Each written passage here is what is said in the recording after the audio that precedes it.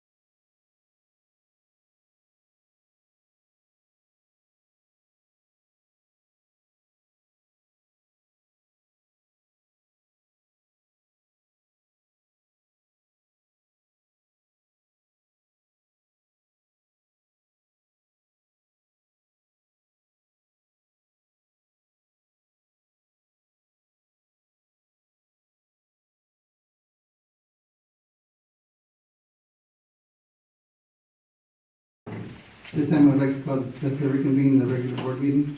Clerk of the board, please call roll. Valencia, Present. Hall, Present. Segura, Here. Solis, Present. Tarantino, Here. Aguirre, Here. Stubblefield. We'll now hold a moment of silence and the Pledge of Allegiance led by our student board. Board member, sorry. Ms. Stubblefield, thank you.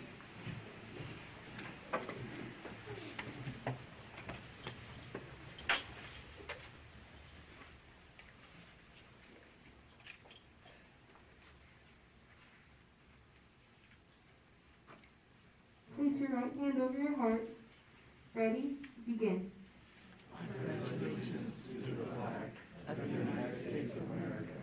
Thank you.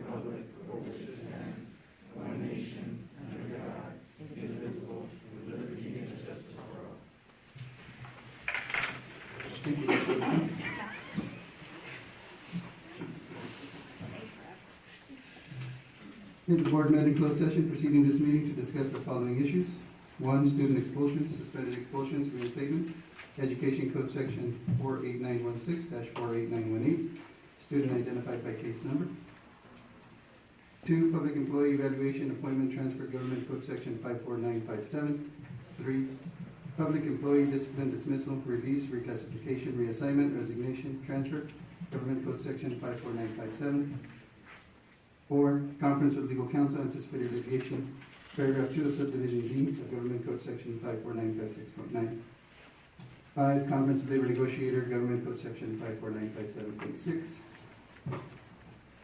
The board took the following action. Moved by Arancibia, seconded by Segura, to approve the appointment of Alex Salazar as principal of Bonita Vista Middle School, with the vote of Arancibia yes, Hall yes, Segura yes, Solis yes, Tarantino yes. Moved by Arancibia, seconded by Segura, to approve the appointment of Sasha Scott as principal of Mar Vista Academy, with the vote of Arancibia yes, Hall yes, Segura yes, Solis yes, Tarantino yes. Moved by Arancibia, seconded by Segura, to approve the appointment of Mark Patterson as principal, Montgomery Middle School, with the vote of Arancibia yes, Hall yes, Segura yes, Solis yes, Tarantino yes. Moved by Segura, seconded by Hall, to approve the request for leave of absence for one certificated employee, with the vote of Arancibia yes, Hall yes, Segura yes, Solis yes, Tarantino yes. Moved by Segura, seconded by Arancibia, to approve the request for leave of absence for one certificated employee, with the vote of Arancibia yes, Hall yes, Segura yes, Solis yes, Tarantino yes. Moved by Hall, seconded by Arancibia, to approve the request for leave of absence for one certificated employee, with the vote of Arancibia yes, Hall yes, Segura yes, Solis yes, Tarantino yes. Moved by Arancibia, seconded by Segura, to deny the request for leave of absence for one certificated employee, with the vote of Arancibia yes, Hall yes, Segura yes, Solis yes, Tarantino yes. At this time, I will entertain a motion to approve the agenda for the June 13, 2022 regular board meeting. Do I have a motion? So moved. Second. We have a motion and a second? Stubblefield, Yes. Valencia, Yes. Hall, Yes. Segura, Yes. Solis, Yes. Tarantino. Yes. Motion passes 5-0. The board is very honored to recognize the VEX robotics teams from Rancho Del Rey Middle School for being the VRC Middle School World Champions. The team was rated 13th overall, and after 2 days of competing, they won their division, then beat the champions of 6 other divisions to win the world title. They were one of 508 teams from around the world who competed, and they are the first team in the district to ever win the world championship. We are very proud of Team 6446C, Royal Robotics, on this amazing accomplishment. Please help me welcome Coach Kirk Beato and members of the world champion team.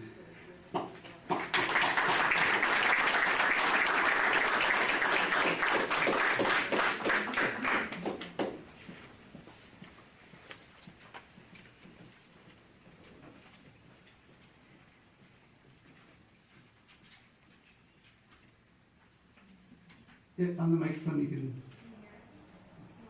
Good evening, President Solis, members of the board, Dr. Aguirre, cabinet, parents and students. We are proud to be here because, first of all, my name is Brahim Wahib. I'm the STEAM coordinator. STEAM stands for Science, Technology, Engineering, Arts, and Math. And we represent all of the STEM activities outside the classroom. One, make sure we give our kids experiences outside the classroom, especially for those industries that curtail our kids toward technology. And this is Ms. Bielma, assistant principal. Good evening, Sweetwater family and community members. I'm Ms. Bielma, the assistant principal at Rancho Del Rey, and I am here representing our robotics team, our teacher, amazing teacher, and thank you for this. Thank you.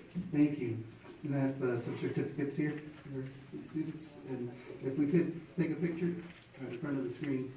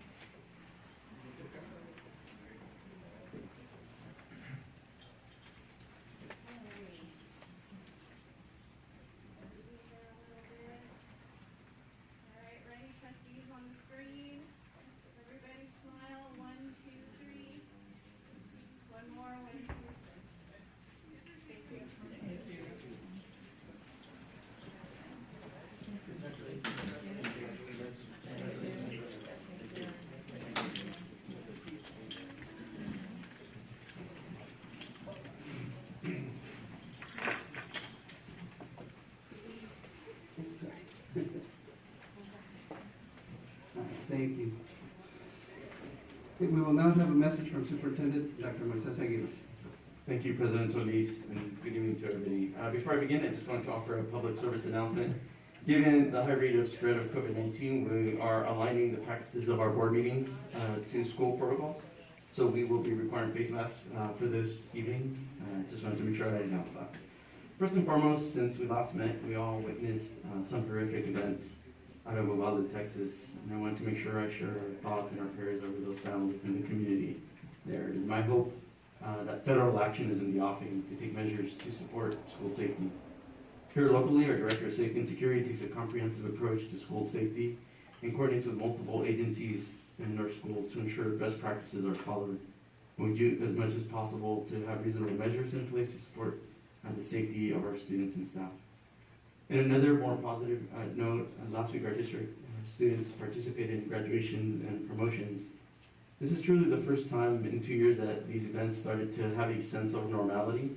It was great to see students and families and staff participating in graduations and promotions. However, COVID is still with us, so we must continue to strive for a balanced, reasonable approach. Thirdly, this evening is our first reading of our local control and accountability plan and our annual budget for the 2022-23 school year. Our LCOP continues our approach to have a strategic focus on improvements and adjustments to the plan. Coming out of the pandemic, we continue to support the acceleration of learning by our students. With our budget, there is a similar approach of strategic acceleration to student learning. Our budget was built on the governor's May revise, so there may still be adjustments based on the final budget adoption by the legislature and the governor. With the possibility of one-time COVID recovery grant from the state, we're looking to focus on really one word, and that is acceleration. First is to accelerate student learning. This is done through allocations to school systems, including growing our multi-tier systems of support or MTSS. Secondly, accelerating district efficiencies to ensure the focus is there to continue to have strategic investment to support the general fund in the future. Thirdly, accelerate our transition to a smaller carbon footprint. We're looking to make significant investments in transition to transportation to an electrified fleet to the degree possible. With this grant, we could leverage state and federal matching grants to make these acquisitions possible. This would include both our yellow bus fleet as well as our maintenance fleet to the degree that is available. This past year, our students advocated for and the board adopted a resolution to support actions to take steps to address climate change. And these investments are a demonstration of that commitment. Additionally, a number of parents and community members have requested an update regarding the Compact for Success collaboration with San Diego State. At this time, we're happy to report that conversations are ongoing, and the most recent update we can offer is that San Diego State has agreed to maintain the minimum grade point average for eligibility at level 3.3 for both the classes of 2024 and 2025.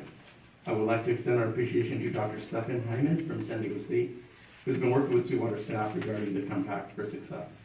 Again, thank you for your patience to individuals who have reached out. We appreciate the support of parents and community to ensure San Diego State understands the deep level of community support for the Compact for Success. Thank you all to all of our partners. And lastly, since COVID is still with us, we'll be reviewing the rates of spread levels, as well as levels of hospitalizations, and consulting with our healthcare partners prior to the beginning of the new school year. We'll be making an announcement of the measures we will be having in place prior to the school starting, so that our students and staff can know what our healthcare protocols will be to start the 22-23 school year. And with that, thank you for the opportunity to serve and with us. Thank you, Dr. David. Now we'll have a report from Student Board Representative Ms. Gabrielle Stubblefield. Good evening. Last week, our district's 12 ASBs, or Associated Student Bodies, came together at Montgomery High School for ASB Camp. ASB Camp is a fun way to kick off the new school year where we student leaders learn skills that are vital to being an ASB, such as teamwork, communication, and increasing school spirit. This year, we had the opportunity to learn from the experts in workshops like mindful thinking, restorative practices, incorporating the voices of minorities in our campus by including and empowering our BSUs, MECHAs, and GSAs, as well as workshops on student wellness. Additionally, with the direction of my ASB advisor, Mr. Carpizo, we selected the new student board representative, and I will work with them as they transition into their new term, the 2022-23 school year. Thank you. Thank you, Ms. Stubblefield. The board would like to welcome Ms. Guadalupe Estrada, the elect president, to present her report to the board. She might be in rooms A and B. Okay. Thank you.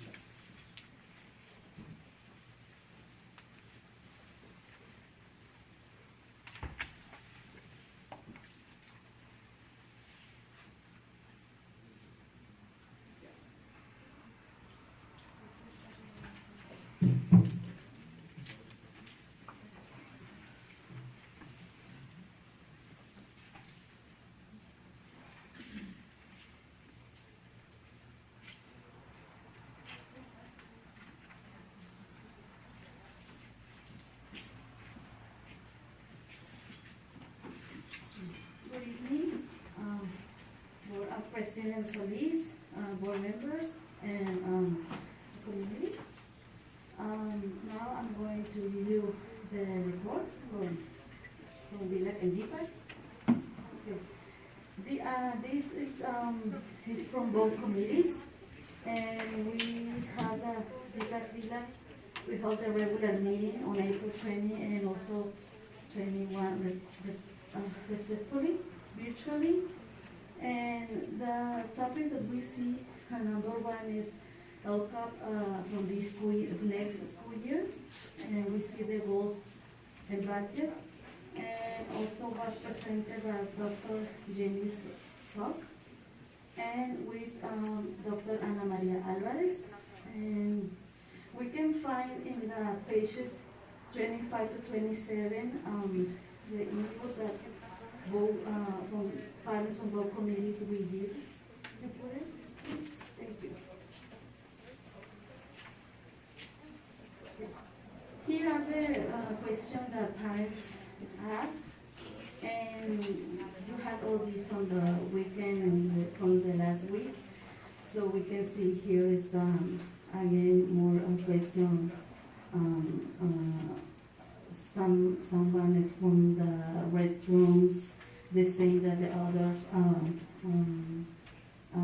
reports that I give in the past months. So you have all these questions there, and about social emotional support for students.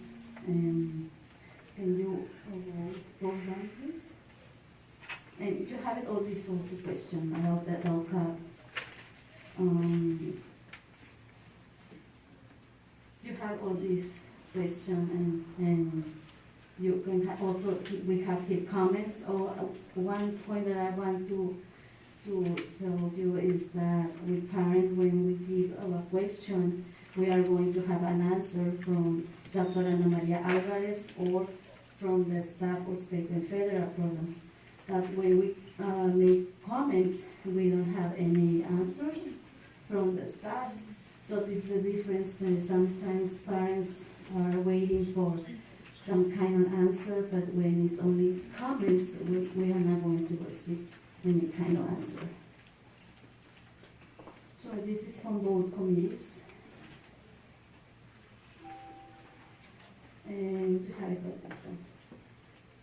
Can you go to the first page, please?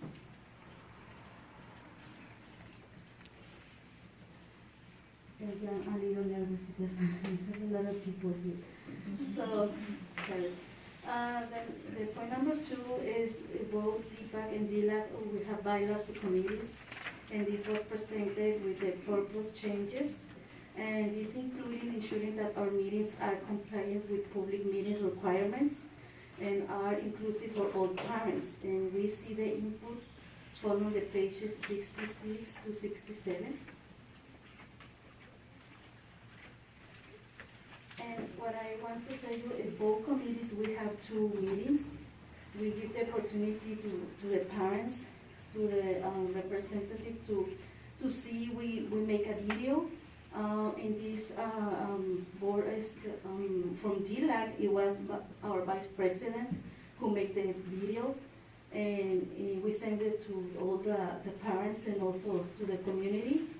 So they had two chance to meetings if they have comments or concern or something like that. So they had 2 opportunities to see, and these are the comments. And from DLAC, we can see that they don't have any comments from the changes. But on the bullet points, you can see some comments there, and these comments are from the public, from the community. So like we always have open meetings for the public, and I want to appreciate the comments from the community. These bullet points is from the community. This is not from the parents of the representatives of the district, from DLAC. But we appreciate, thank you so much, because they want to be sure, they want to participate in our bylaws. So that's why I want to share this information. And the next is from DPAC. Okay, this one is from DPAC. And these also, we have 2 meetings, and also we invite the public. And in these bullet points is comments from parents from DPAC.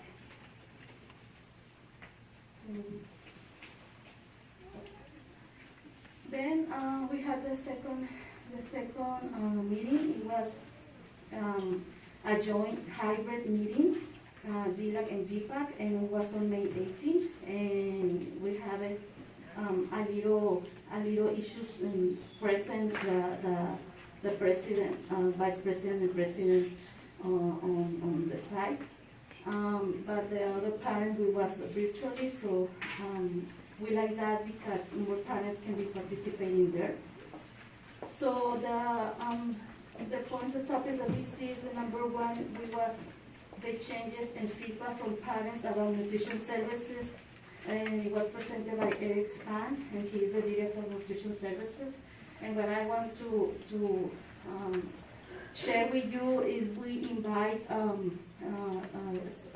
Mr. Span to he can come in the next school year, and if they can share some little, how you say, snacks, or a little, how you say,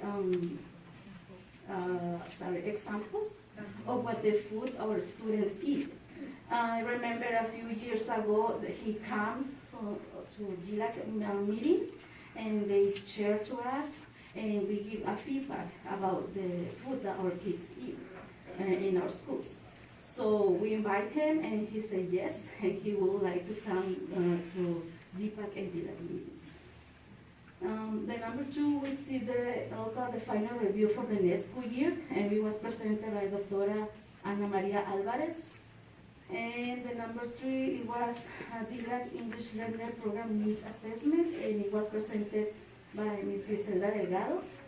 And this report includes input from GILAC on the English Learners Program Needs Assessment in this report, along with responses from 154 parents from the district. And the input we have is on the pages 75 to 78.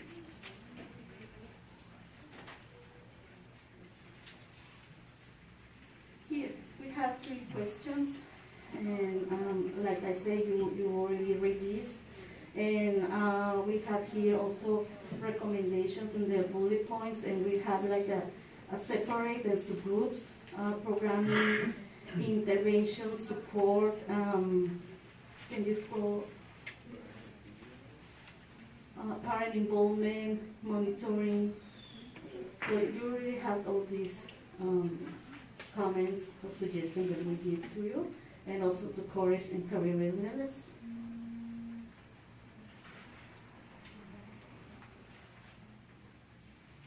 Thank you. Then we see the number 4, as GILAC bylaws proposed changes, it was approved. And the number 5 was GPAC bylaws approval pending for the school year for not having GPAC quorum during the last meeting. The number 6 is the next year district parent advisory meetings time survey.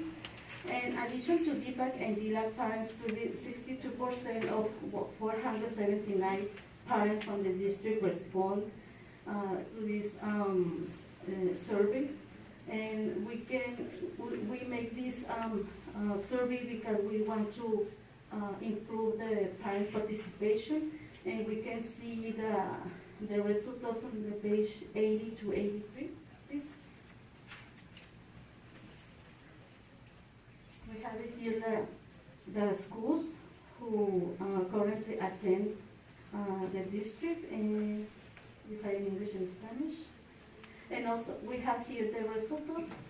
So in the color, sorry, I need to help. Thank you. I forgot the color in English. What else? The purple, sorry, the purple is most, they still don't have they are not in a committee, and from GILAC is you can see the colors, and also DPAC both, and others is green. Can you change? Oh, I was looking for this one. Thank you so much.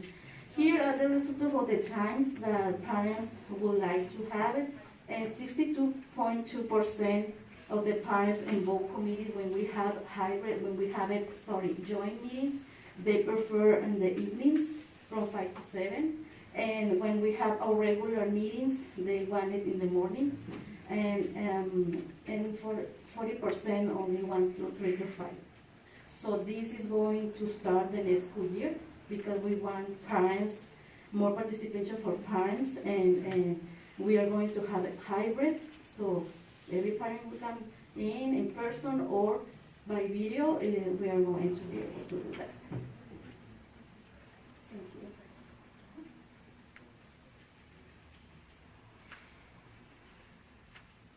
Okay, now in the number 7, I would like to acknowledge and recognize the following parents that represent our schools and who demonstrate outstanding attendance in our GPAC and DLAC meetings. It's from GPAC, Bonita Vista High School, Chula Vista High School, East Lake High Middle School, East Lake High School, Ranger Junior, Montgomery High School, Otay Ranch High School, Sweetwater High School, and San Isidro High School. And from DLAC is Bonita Vista Middle School, Chula Vista High School, East Lake Middle School, Ranger Junior, Montgomery High School, Mar Vista High School, National City Middle, Olympian High School, Sweetwater High School, San Isidro High School, and our DLAC community representative. And last, you will find our school site DLAC reports. Can you spot this? Isn't the second page? Oh.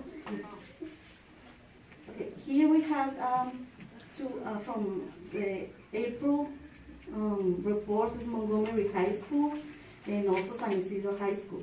On May, we have East Lake Middle School, Ranger Junior, and Olympian High School. I want to apologize because Ranger, in the month of March, we have a meeting, but our vice president, she wants to make the report. So on April, we'll have a meeting. So we try to do our report after our ELACS meeting. So in this time, it was a little, controversy because she wants to learn, she wants to do it. So on May, I helped her, and for first time, she managed to use a computer. She managed how to read and resend an email, and also she learned how to make the ELAC report. So that's why I cannot go pass away this. So that's why, and it was our fault because we sent it late. So this report is not in the report, but I'm going to write it read it.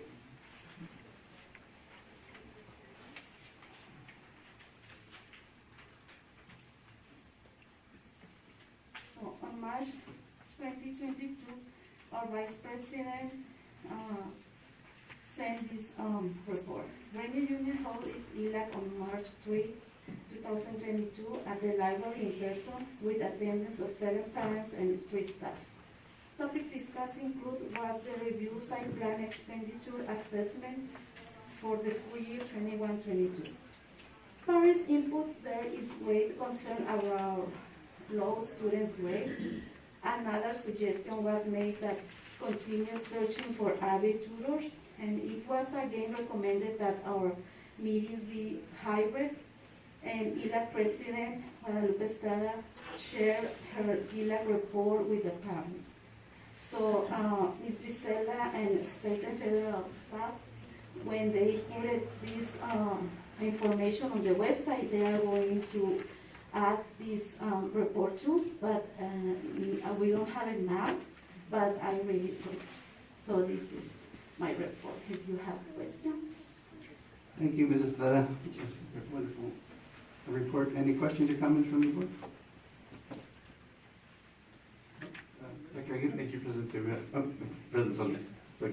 Yeah, so I'll be brief. Thank you for that report, and I appreciate the time I really appreciate the time you put into this. And I know it's a challenge for you to say it in English, but you do a fantastic job. You really do. It's very good. I really appreciate that. And I've read through almost the whole document, and I'm just really, just want to tell you, I appreciate all the work you do around this and trying to get the parents involved. I'm really trying hard to do that, and I can see by the trying to adjust the times and taking a poll on that. And thank you for that. You're welcome. State and federal staff help so much. Dr. Aguirre? Thank you. I'll take a shot at saying that in Spanish. Señora Estrada, muchas gracias antes que nada por trabajar de una manera constructiva y colaborativa para enfocarse en cómo el distrito puede ayudar a los estudiantes, particularmente los que están en vías de aprendizaje de inglés. Entonces, pues gracias. Sabemos que hace un intento y muy fuerte cada vez, pero sabemos que de vez en cuando hay retos que superar, pero pues el trabajo de mes a mes, de día a día, se agradece y de una manera que es en colaboración con el departamento de State and Federal, como usted lo mencionó, se agradece. Gracias. Thank you. Now I'm going to say only a few words, but in Spanish. So, yo solo quiero dar las gracias a los padres que votaron consecutivamente 3 años por ser su presidenta de DILAC. I would like to thank the parents that voted 3 years consecutively to make me the president. Y con mucho gusto y me siento muy honrada de haber podido apoyar a los padres y como objetivo principal apoyando a nuestros estudiantes aprendices de inglés. It's been my pleasure and I'm feel honored to support the parents and our English learners.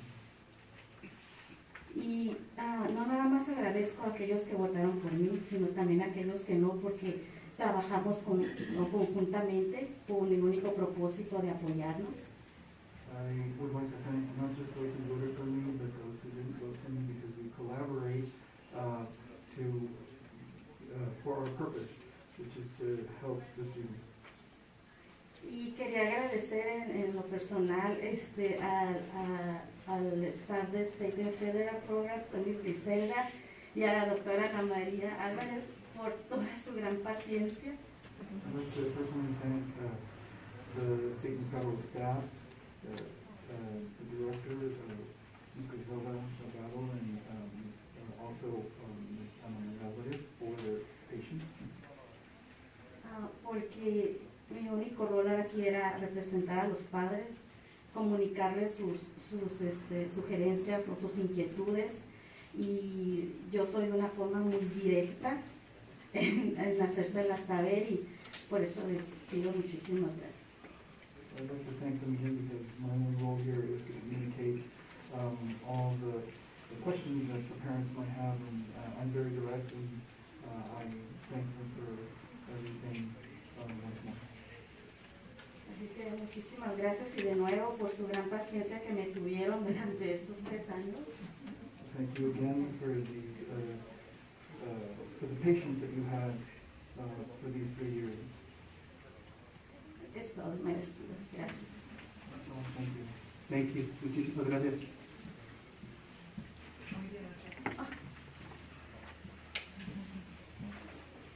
Okay, now we'll conduct a public hearing to gather community feedback and first reading for the proposed 2022-2023 local control accountability plan. Carrie? Thank you, President Solis.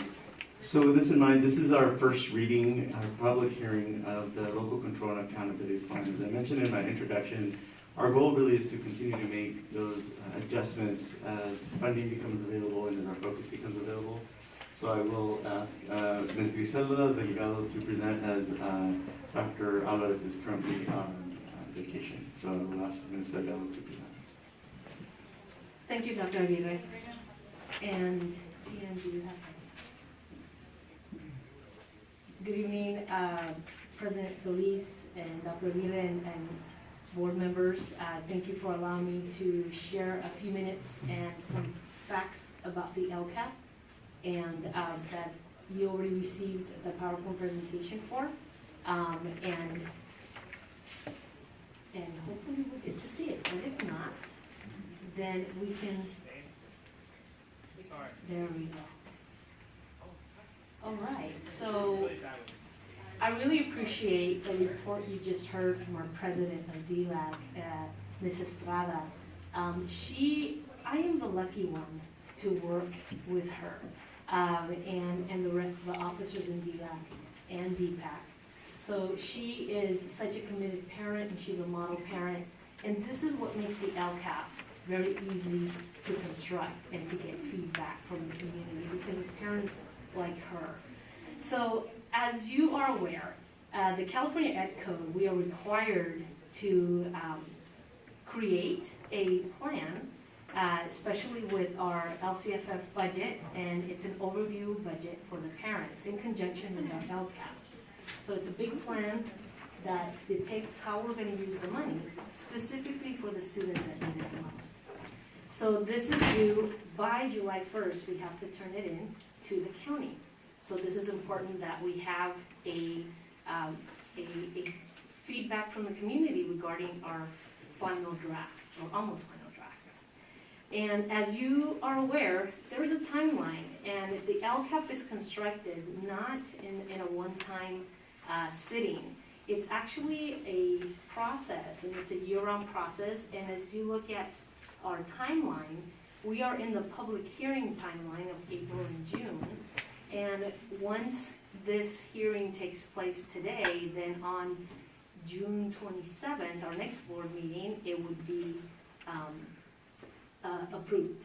So that just gives you a timeline as to what the process entails, and the most important part about the LCAP is that community and community partner feedback, which has been happening, as you heard from Mrs. Estrada, constantly in our meetings, and our parent meetings, and at our school sites. As if some of you are aware, the big green is the actual general budget, and compared to the LCAP or the LCFF budget, it's just a little bit of our total funding. So this is our 21-22 budget. The LCAP is the 60 million that you see on the right. And then our general fund budget is on the left. For a 22-23 budget, as you can see, it's a little less. It went from 60 to 58 because, as you have heard, our enrollment is a little low as we're moving forward. So that's why you see the numbers shift a little bit. And as you know, our enrollment, this has been a topic of conversation that you probably will hear after me with Dr. Salkin. And we are working very hard as a district, along with the parents and our community, to ensure that our enrollment increases and creating those programs that are needed, both not just in our school sites, but by the variation of learning styles that our students may now have. So as you can see, this gives you a good idea as to where we are in 22 and where we're headed in 23 and 24. And when we took all our feedback, the community partners gave us feedback along with teachers and staff and students, the sites conducted surveys. We collected all the feedback and we consolidated it so we know exactly what is the common thread so we can assign it to a particular goal. So goal 1, as you know, is excellence in teaching and learning. So each student is prepared to succeed in college and career. That is probably our most important goal, to make sure our students are college and career ready. The 3 items that we added to the LCAP is continue to provide professional development, but now more targeted to social emotional learning.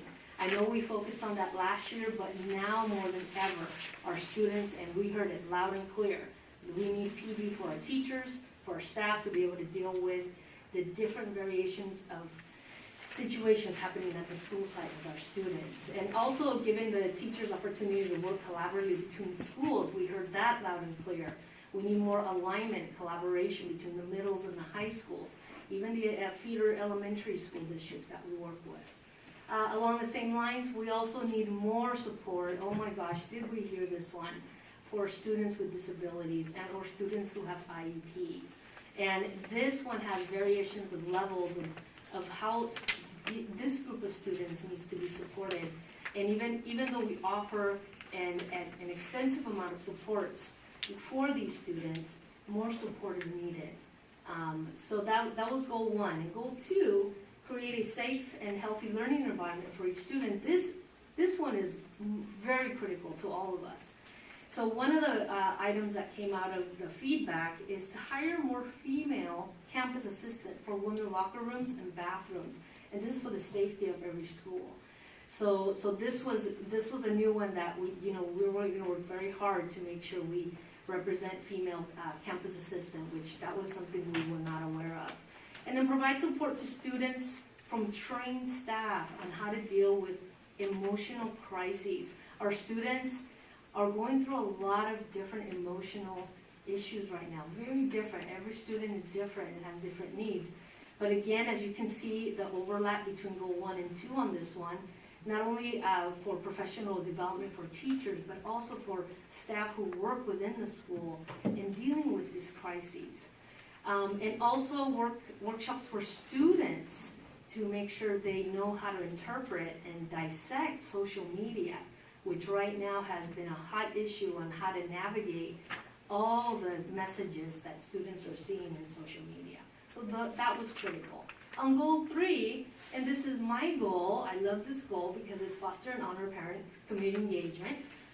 And so one of the very clear points that parents told us about is that they want to continue with distance learning styles, especially for those kids who need it, and continue to have this option. So that was very clear coming from them.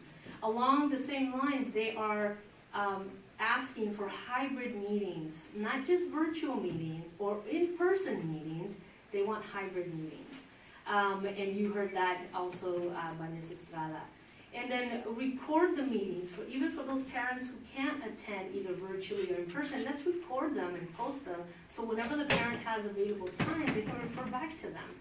And then provide workshops for parents and students together to focus on social and emotional well-being. So not just the staff to offer professional development, but also for the students to be able to develop their skills so they can navigate their own needs and be able to align their own well-being to the issues that they're confronting. And then last but not least, goal 4, develop coherent and transparent systems for operational excellence to support each student. So this one was, again, I hope you're seeing the thread here, place cameras across campuses.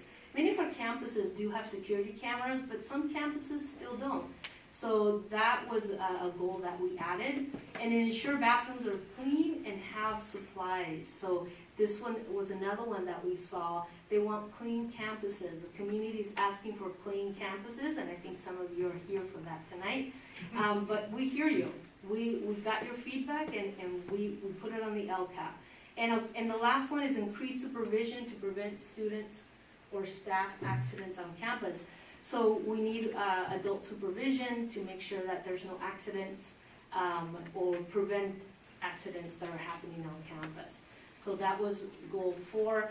And the LCAP needs along the 22-23, we summarized them, and of course we have our major umbrellas that all these needs fall under, along with chronic. These are our major goals: is chronic absenteeism, the college and career readiness, and a specific emphasis on college and career, and then English, arts, and math, graduation rates. We still need to increase them. Social emotional learning and mental health, critical, and that I would put a big check mark on that one.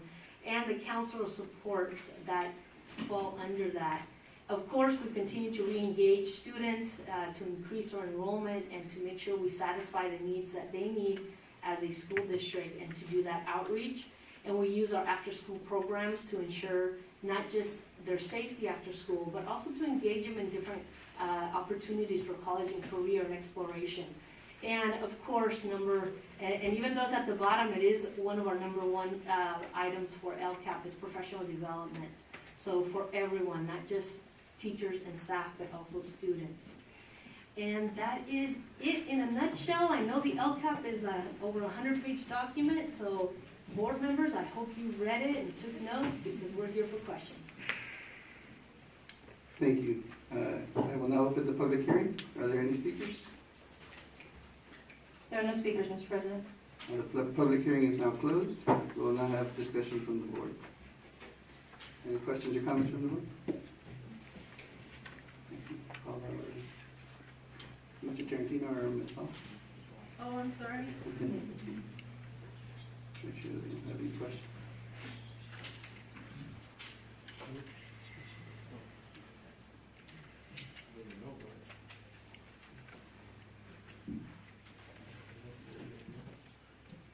Dr. Aguirre? No. Yes, if I may, again, I just wanted to point out that we're keeping the essential framework of the LCAP similar. It's the same 4 goals.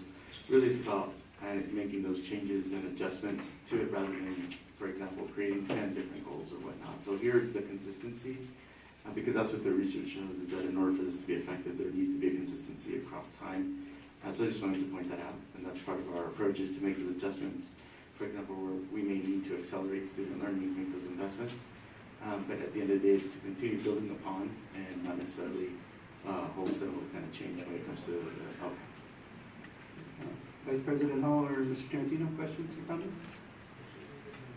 No, no questions at this time, thank you. Mr. Sweetwater? I just wanted to thank everybody who had input into it, and I think it's a very comprehensive plan, and I'm glad to see that we've added some new stuff in terms of student emotional and physical well-being. That was great. Thank you. That's all I have. Thank you, Mr. Tarantino. Mr. Sweetwater? Yeah, I was just happy to see that. Can you hear me all right through this? Yeah, the collaboration I think is really important and still critical between the high schools and the middle schools as that in the communities. And also the social media component of it was I think very important. And the question I have is, I know we have funding for additional supports. How is it looking in terms of like hiring and finding people to do whatever discipline they're an expert in us finding them and hiring them? Thank you, President Solis. That's a great question. Trustee Segura, currently, as we've all seen those headlines in the news, it's challenging to find staff, whether they be teachers, whether they be bus drivers, whether they be cafeteria, nutrition services employees. So our human resources department is collaborating with our finance department to be somewhat creative. We usually typically use an online tool called EdJoin for our positions, but we're starting to think about going beyond that really because, as I mentioned, it's challenging to find staffing, whether it's teachers, whether it's bus drivers, whatever it may be. So we are looking to expand where we are able to recruit employees. At this point, we're in a situation when it comes to the LCAP and support services, that's a challenge. And also trying to match our short-term with our long-term planning. As we all understand, there's a long-term trend of declining enrollment, so we're trying to match our employees, so we are making strategic decisions in the long term. But currently, we are trying to, again, access different ways to recruit employees. Thank you. I'm glad that we're focusing on the social-emotional because I think this is something that's reverberating not just on campus but also off campus, and there's a really kind of corollary relationship between the two. I think coming back and being around classes full, face to face again, wearing masks, still not being accustomed to see how we feel when we feel and see and understand one another. And the same thing with the social media.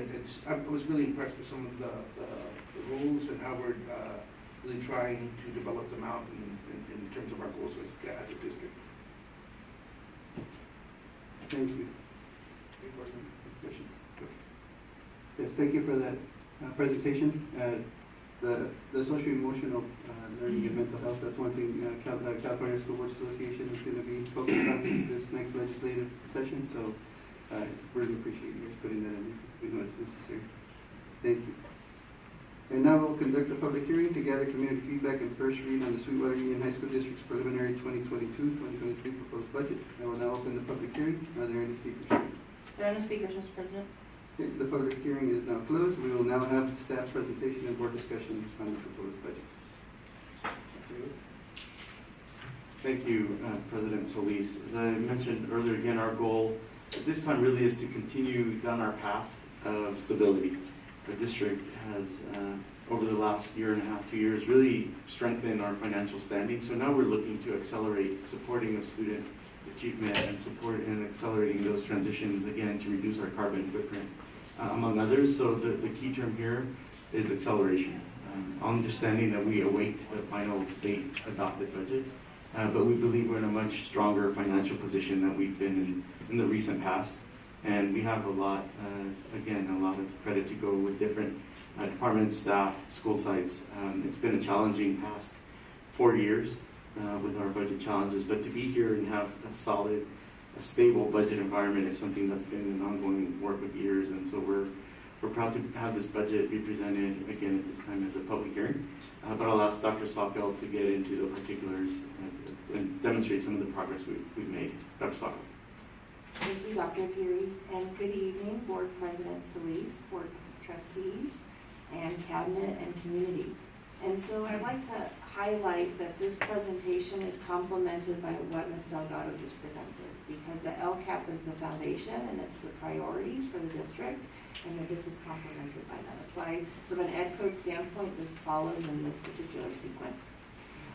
What I'd like to also highlight on this next slide here is the timeline.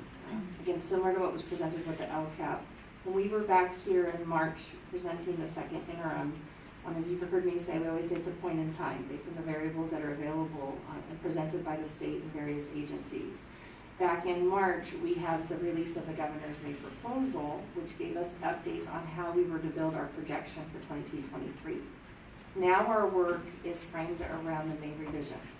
And those variables that I'll highlight here shortly, many of them are very much centered on the work that we did collectively as a school district, as a board, and up and down the state from an advocacy standpoint.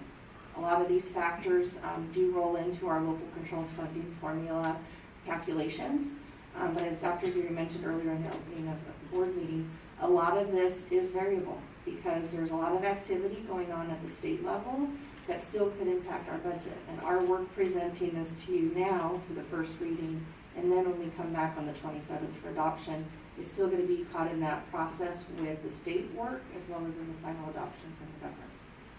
So you can see again those different time frames.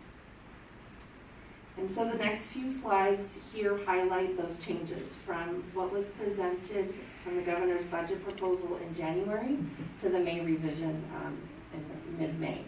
And you can see a significant increase in investment in the governor's proposal to the LCFF funding base particularly. That's where a lot of our advocacy has been focused on, is increasing that base amount. A lot of it is attributed to the Proposition 98 minimum guarantee as well. We're seeing that the economics at the state level are much higher than what was anticipated based on various tax inflows. And then with that was also the cost of living adjustment. We had already factored a 5.33 when we presented this to you. Our projections for 22-23 included that 5.33. So there was a little bit of an increase to 6.56. What's most notable, and where there's a lot of debate or discussion at the state level, is on the use of these one-time discretionary funds. So you can see there's $8 billion that's allocated across school districts in the state of California. And I'll share shortly what that projected impact could possibly be for Sweetwater. It's a significant amount of investments. So these next few items are the ones that, again, could possibly change.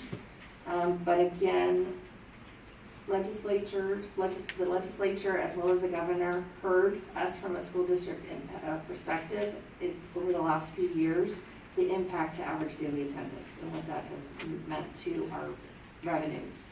And so there is a proposal around a 3-year rolling average so that we have that factored into our calculations. And one thing also to note, these are all components that go into that calculation, and we have reviewed this information with the County Office of Education. Over the last few weeks, they've been involved in us sharing drafts with them in their final sign-off, and also that ties to the LCAP work that was just presented. They've reviewed that as well, and we've also presented all of this information. They're aware of all of the assumptions that are going into this budget plan.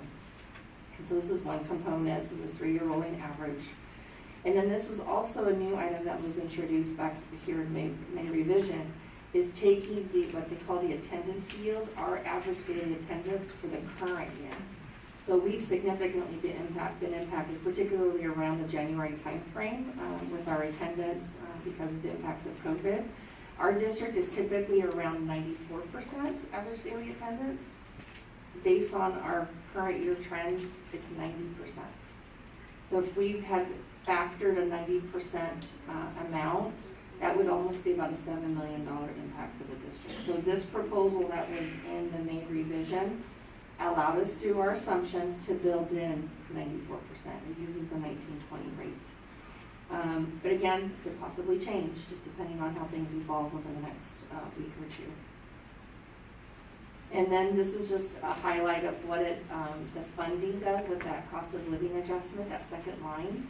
But then where you see that third line where it says additional LCFF investment, That is part of that increase that was included in the May revision to the base grant, which is key, which allows us more flexibility and more investments for students. And this next slide just highlights, again, the difference of what the governor had put in place, what the Assembly is proposing, what the Senate is proposing. And again, since this was put together, things have already been shifting. The next item I mentioned, that $8 billion investment, what it equates to is about $1,500 per average daily attendance. And it's using our number from March, which is known as the P2, which is a little over 32,767 as noted on the slide. That equates to about $49.1 million for Sweetwater. Again, framing around a lot of our advocacy work has been around providing this discretion, and I'll highlight here shortly how a lot of that is translating into the district's reserves and that financial position that Dr. Geary mentioned, to give us flexibility depending on where this also falls out by the time the governor approves the budget, but also signaling the types of investments that we want to put forward. Again, you can see the rate changes, different feedback from Assembly and Senate, and perhaps if they come with additional restrictions, that's what's going to evolve here over the particularly next few days. The Senate or the Assembly Senate and Assembly have until June 15th to provide a budget that they agree to provide to the governor. And the governor has then 14 days after that to sign off. The other consideration that is new is because at the state level how the economics are there and the deposits that have been made to what's called the rainy day fund under Proposition 2, it's now triggered what is known as the reserve cap. School districts cannot have more than 10% in reserves that are unassigned. That's going to be a change here that we'll share with you shortly, how we've now categorized reserves that are committed and then what are assigned and unassigned. And so one of those commitments that you'll see in the signals is the clean energy fleet refresh, which Dr. Geary mentioned earlier, and some considerations for pension obligations. And what we've been sharing with the board over the last year is reserve for declining enrollment. One thing that is also new with this cap is the county's role in that process. That's why we've kept them apprised over the last few weeks of what the reserves are going to look like and the detail that we have noted. Because if we do exceed that 10% threshold of unassigned, an exemption form is required that needs to be signed off by the county.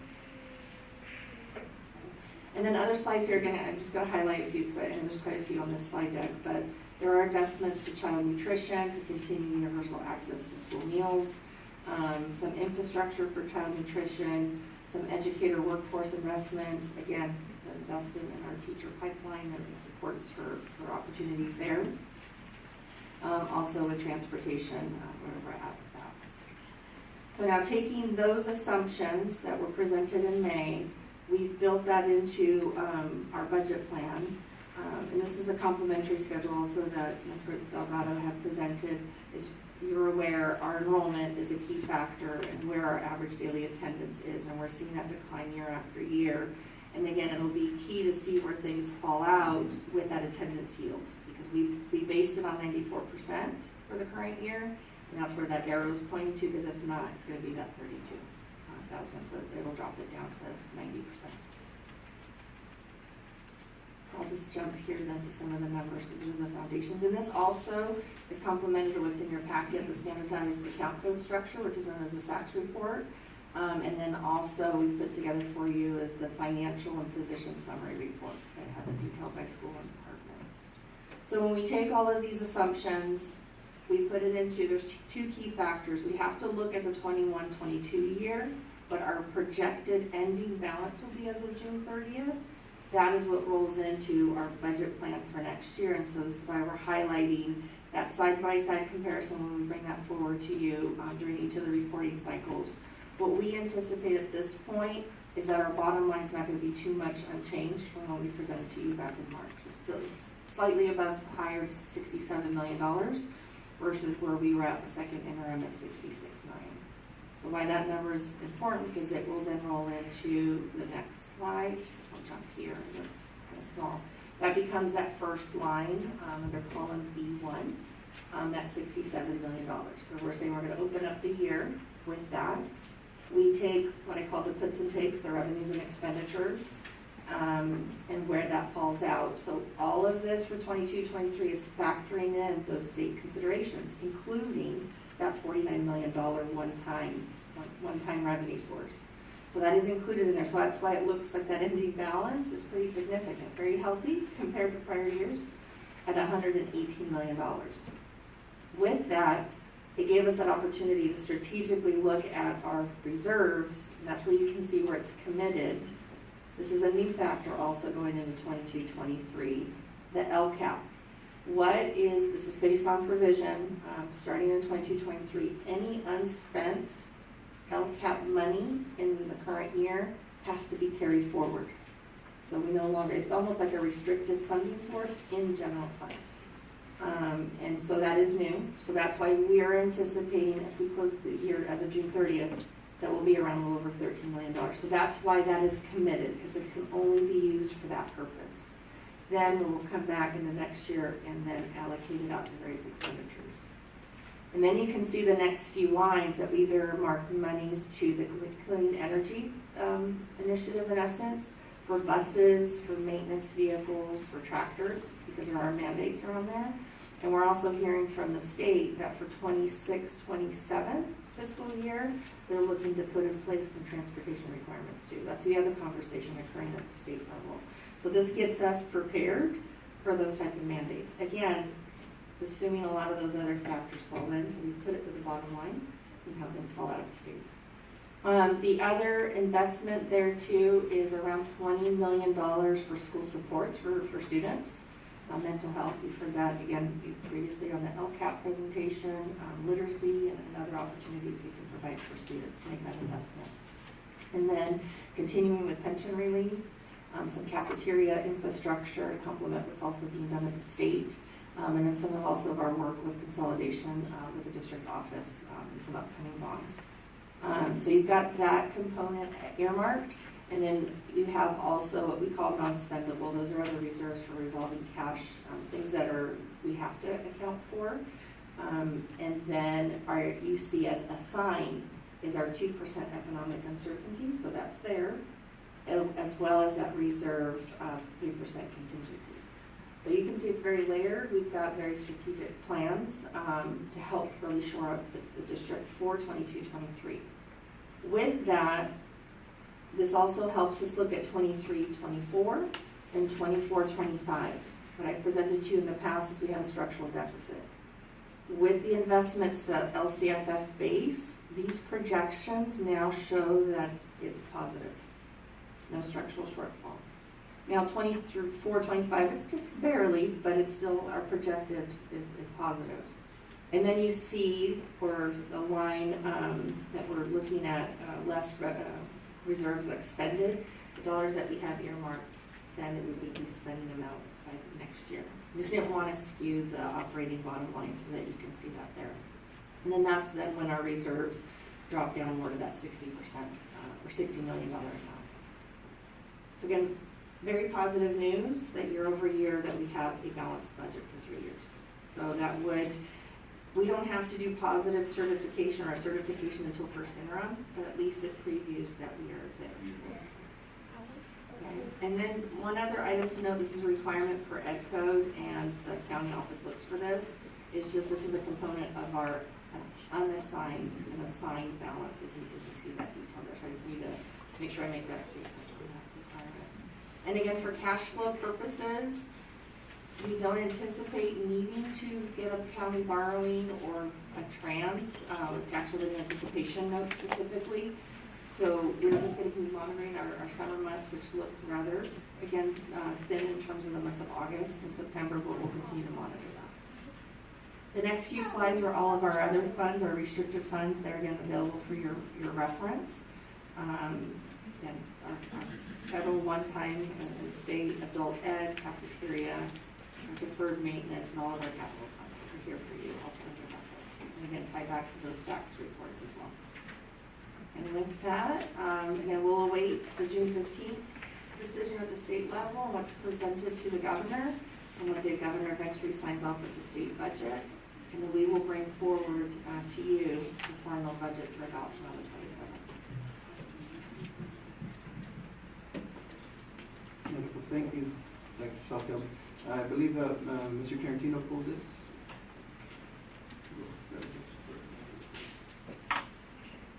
Thank you, President Solis.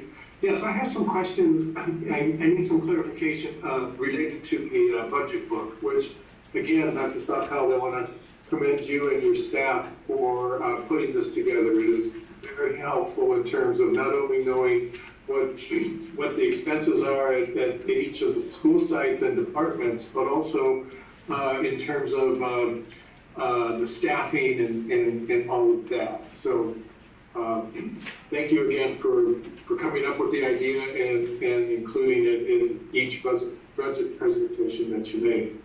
On page 58, which deals with Alta Vista,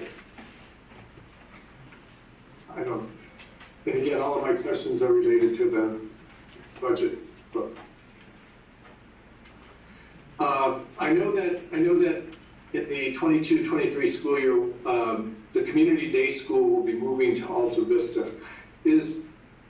And yet I see that there are still 8.40 teachers assigned.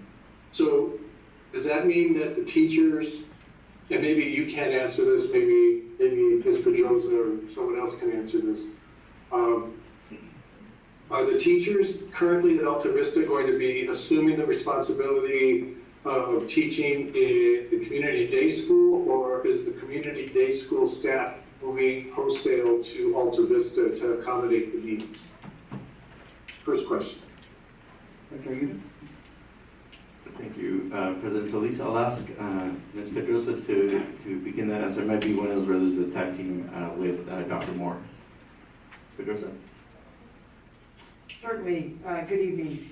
We do have some budgeted position. The position of CDS teacher is not based upon the school site, so some of those staff members will be teaching in that program at a different site, but they will not be assigned to AVA. Okay. Does that help? Yes, thank you. That does. On page 62, it talks about independent study, and this is the first time I've seen independent study, I think, unless I'm mistaken, independent study combined with home hospital, the home hospital program. So is that something new, or has that always been part of the independent study program? First question. So I'll ask Dr. Salkel to respond to that. Dr. Salkel. And Trustee Seaver, you mentioned it's on page 62 where it says independent study. I have to double check our files. This is how we've got it categorized. I'm going to look at this one. It's on this way. And do we have an enrollment for independent study? Yes. I want to say it's around 600 or 700. Okay. Okay, and then on page 85, under certificated, it's still for the Department of Student Support Services, it's still showing a counselor on special assignment. Has that been reinstated, or is that just an oversight? This one, Trustee Tarantino, I believe will be correcting this one. I think it was just a transfer of data from our budget file to this worksheet.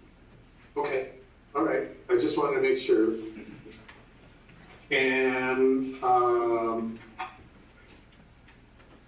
I have a question about on page 113 and 114. Can someone explain the difference between a teacher resource and a teacher on special assignment? Thank you, Trustee Tarantino. I'll ask Ms. Marista Lizarraga to answer that. Marista. Good evening. The difference between a teacher on special assignment and a research teacher is mainly the tasks that they do. Usually a research teacher monitors students, to address their needs and works with teachers. The TOSAS, or the TOSA position, the teacher on special assignment, is mainly working directly with teachers to provide support and professional development. Okay, thank you. Sorry, that really helps. So that's all I have. Again, thank you, Dr. Salkel, for putting this together. It's easy to understand. It's concise. It's very comprehensive. Thank you very much. That's all I have. Thank you. Thank you, Mr. Tarantino. Dr. Arancibia? No, I just wanted to say thank you. I just wanted to ask you one more time. When I began as a board member the summer of 2020, where were we at financially with regards to a projected budget of 3 years from the time period? We were still in qualified status. We were just moving our way along. Yeah, but I mean, how many $1 million? I think it's important that folks understand how much in the red we were at that point, 3 million. At that point, we were starting to get into the positive. We were actually negative in 2018, about 10 million negative. Okay. And now we're, I'm sorry, how many? Now we're projecting 180. And this is something that we have to kind of keep in mind with regards to the context of what we've been working with regards to the budget of the district, right? Okay, cool. I just want to make sure that we all have knowledge. Thank you, Dr. Arancibia. Any other, Ms. Vice President Hall? Thank you, and I really appreciate the presentation. There's a lot of information in all of this, so I'm glad it's the first reading and not the final reading, because it would have been a lot for us to all get through in the time frame we had it to study. But I would, Dr. Salkel, if you don't mind if I ask Dr. Salkel, Dr. Gary, would our reserves in 24 be around 14% then? Total reserve? I'm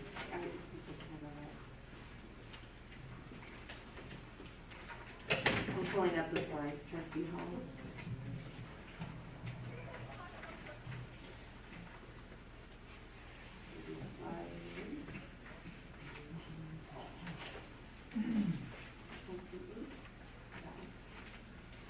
So Trustee Hall, yeah, so you're gonna have these are gonna be projections for 24-25. We're gonna have the 2% economic uncertainty, the contingency of 3%, so there's your 5%. And then we're anticipating the reserve for declining enrollment and then some of the other set aside. So yes, it's gonna be above, because we're earmarking it above 10% of those set asides because of that cap. Right. I understand that you're designating a large part of the reserves for specific uses, so it actually, we wouldn't have a problem with having those extra reserves. Correct. But it is about 14%. Is that correct, or am I wrong? Above that amount, yes. Okay, thank you. And I just want to make sure I'm understanding what I'm looking at when I look at things. The other questions I had were on some of the SACS things, but I think that's a lot to get into for now. Some of those questions were about the changes in the tax revenues, the LCF source resources, and how some of them were increasing and decreasing. I guess that can be explained in a, if I send you an email, you can kind of break that out for me. There was one item on the SACS report that I did ask. It was about due to grantors, and it was quite a large sum, I believe. So I was trying to understand what that amount was. I'm trying to figure out where I put that note. Depends if it's a due to, due from, those are between funds, but if you're saying the grantors, that's usually outside agencies. Right, that's what I'm saying. I'd like to understand where that's, what happened there, because to me, if it's a due to grantor, I always think we didn't spend the money in time, so now we have to send it back. Correct. I just want to make sure I'm understanding that appropriately. So I'll, here it is. It's on page 3 of the SACS report. It's on page 3, it's labeled that way. On SACS version 1, form version 2. I'm not sure if you need all that, but it's due to grantors, and the amount is $22,666,600. $666,110.72. So if you wouldn't mind finding out what that amount is based on and what it actually means to our district, I'd appreciate it. It's in the liability section of the general fund, part of the expenditures by object. It's object code 9590, so I would like an explanation of that, and a Friday update would be fine. And I'm sure I'll have more questions once I get through it, but I'll email Dr. Aguirre any more questions I may have. I really appreciate all the work. I know I've been asking for years to have that budget book. It really makes a simple way for everyone, public, staff, anyone who wants to say, where'd the money go? That's where it goes. It's like a map for the money. And while it is a living document, and there are changes throughout the year, you know, we can always refer back to it and figure out what happened and where those changes may have gone. If there's increases or decreases in staff or funds, we kind of can map it out in the budget book. So it is a very useful tool. And I want you to know how much we appreciate your staff and your leadership and Dr. Aguirre and the cabinet, all of the efforts that you have made to put this in. And I'm sure it'll become an easier task once we have fully integrated systems, which I know is coming, taking a little longer than what we first thought, but it is coming, and we will enter the 21st century. Once it happens, we'll be I'm just so grateful, because that is part of the hard work this board has done, directing that work, and Dr. Aguirre and all of you have done so well, and pointing out, thank you, Dr. Avancibia, pointing out where we were and where we are now. I know staff is probably going, you got so much money, why aren't you, we don't go with a little bit of caution, we could be right back where we were, and we don't want to do that. We don't want to do that to staff, to our students, to our community. We want to keep going forward, because Sweetwater is a tremendous district, with tremendously gifted staff, devoted staff. Students benefit from that. We have some of the best students across the world and nation, and we impact our world because of it. And I just want to make sure we continue that work and are recognized for that. And so thank you very much. That's all I have. Thank you, Vice President Hall. Any other questions, Mr. Stewart? Yes. So my question was around, or just maybe an explanation on, it's under the page that's on reserve cap compliance ideas. And what page it's on? It's 13 of this document. Around, can you explain the contribution restricted programs, the deferred maintenance fund 14, and what that money is used for, and what, just that. Thank you. And if you don't mind, I'll just like to add a little bit of a description. What's our regular routine maintenance account? I think that's helpful. The deferred maintenance account. If you don't mind? No, please do. Thank you. So, Dr. Sawfeld, if you don't mind, can you please describe that for us? So there's two parts. Under the requirement under the Ed Code, we have to set aside 3% of total general fund expenditures. And that's around $15-16 million that we set aside for routine restricted maintenance. Then there's Fund 14 that we can also transfer funds from the general fund, and which we do now. We have about $500,000 that we transfer from the general fund to that particular fund for additional routine restricted maintenance work. So those are two components. Thank you. And what is that money used for? Thank you, Trustee Segura. That can be for anything from plumbing to some of the systems. It also pays our custodians and pays some of our staffing. So again, that is the funding up for the entire district for the routine maintenance, which is different. Yeah, that's exactly. So it goes across the district. That is the funding that supports how we maintain our facilities. As you can see, it sounds like a very high number, but once you take into account the entirety of the district, it's somewhat limited. Really, it allows you to do the operations. That funding is separate from how we actually work on facility improvements. That funding is known as bond funding. but we have not been able to access bond funding for the past 4 years. And so I think part of the frustration building up that we appreciate and understand is the fact that we have not been able to access bonds for the past 4 years, since 2018. And so we're currently in the planning phase for being able to access those bonds. But again, that's the frustration that we believe we're seeing now. We have not been able to access that funding. So that's a good point. Thank you. Thank you for clarifying that. And also, I just want to echo all my colleagues' remarks around the fine job that you and your team has put together in this book, and I really appreciate it. And, you know, I still, you know, even we're positive for 3 years is just huge, lets me sleep a little better at night. And, you know, it's still, you know, without this additional funding that we have because of the state and the federal government, mostly the state right now, you know, without that, it'd be, you know, different story. And I still believe we're in a fragile state, and you need to be very cognizant, and I know the board members are very aware on how we spend the money and where we're at financially now and in the long term.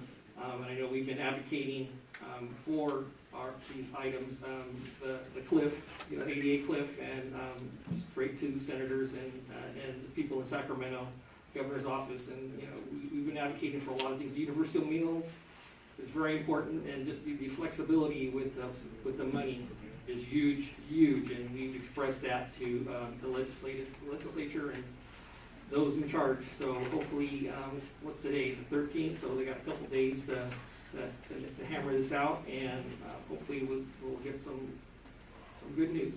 And that's all I have. Thank you. Thank you, Mr. Segura. Yes, I do want to echo those sentiments. Yes, Dr. Aguirre and Dr. Salto, thank you for all your hard work and the team. And I want to thank my colleagues and our colleagues here in South County, or in the South Bay, and the county, and the state of California for the advocacy that we've all been doing, talking to our legislators and senators and congressmen. It's been a tough battle, but they're starting to finally hear the needs of our school sites and our school districts. So I think we're moving in a good positive direction. And if possible, if our district communities, if there's issues, feel free to contact our legislators, because we can't make money out of, we can't go sell something to make money to use it for anything. Our budget comes from the state, so contact our legislators to make sure that they hear what's going on, and we're going to continue doing that. But if we have the voice of the community as well, they're going to hear it loud and clear, and they're going to do something about it. And they are doing something now. They just got to keep pushing and keep moving it forward. So thank you to my colleagues for pushing the legislators. And with that, this is the point of the agenda, where members of the public may address the board on any matter not on the agenda and have 3 minutes each to do so. Pursuant to board bylaws, the board may limit the time for public comment on any single topic to 20 minutes per topic.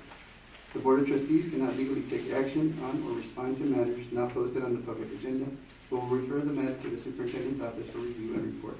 Speakers shall refrain from using profanity and shall speak in a respectful manner. Thank you for your cooperation. The first speaker is Nick Marinovich.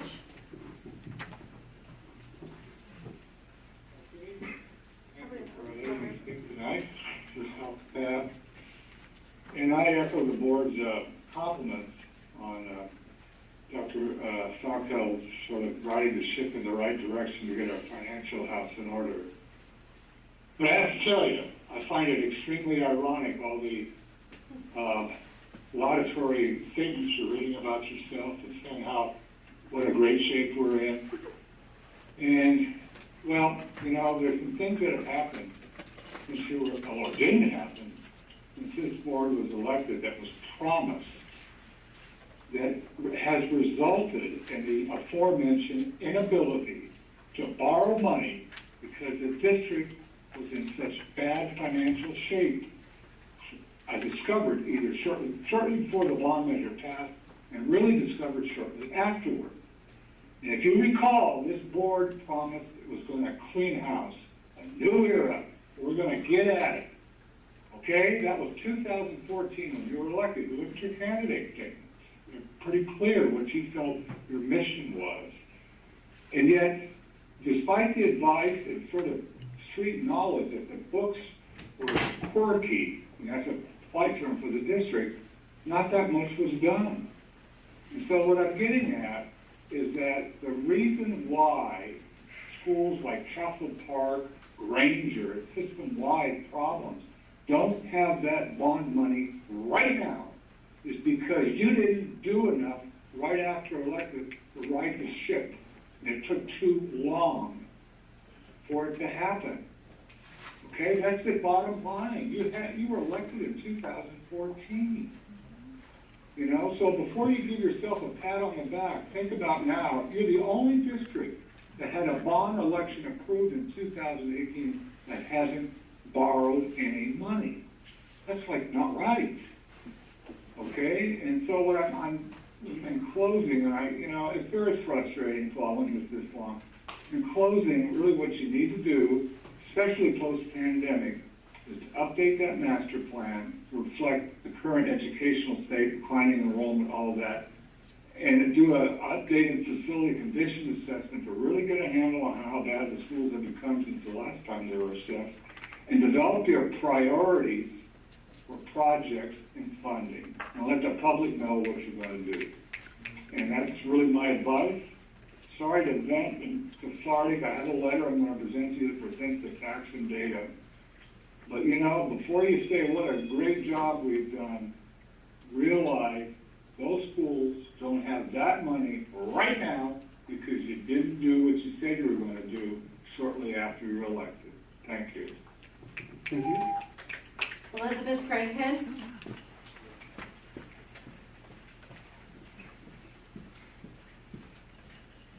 Dear members of the board, thank you for letting me speak today. My name is Elizabeth Craighead, and I have a concern, and I'm hoping that the board will give me some guidance. I've been speaking to my colleagues, and it seems that there is a trend district-wide in relation to school administrators not enforcing dress codes. This is why I'm reaching out to you for clarification. I started working at Sweetwater Union High School District over 25 years ago. I remember the days when we would promote the idea of dressing for success.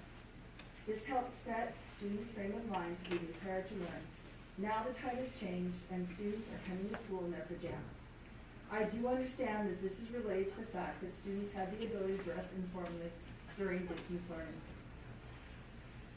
However, per California Ed Code 35183, schools are given the legal authority to implement a student dress code. All students have given access to our dress code, which is listed in the student handbook, as well as websites. We are not enforcing the rules. On a daily basis, I see students wearing clothes that are insufficient to conceal undergarments for the male as well as female students. I also see items associated with drug usage, such as the cookies logo. Students consistently wear slides and slippers. When is our district going to address what is appropriate to wear at school?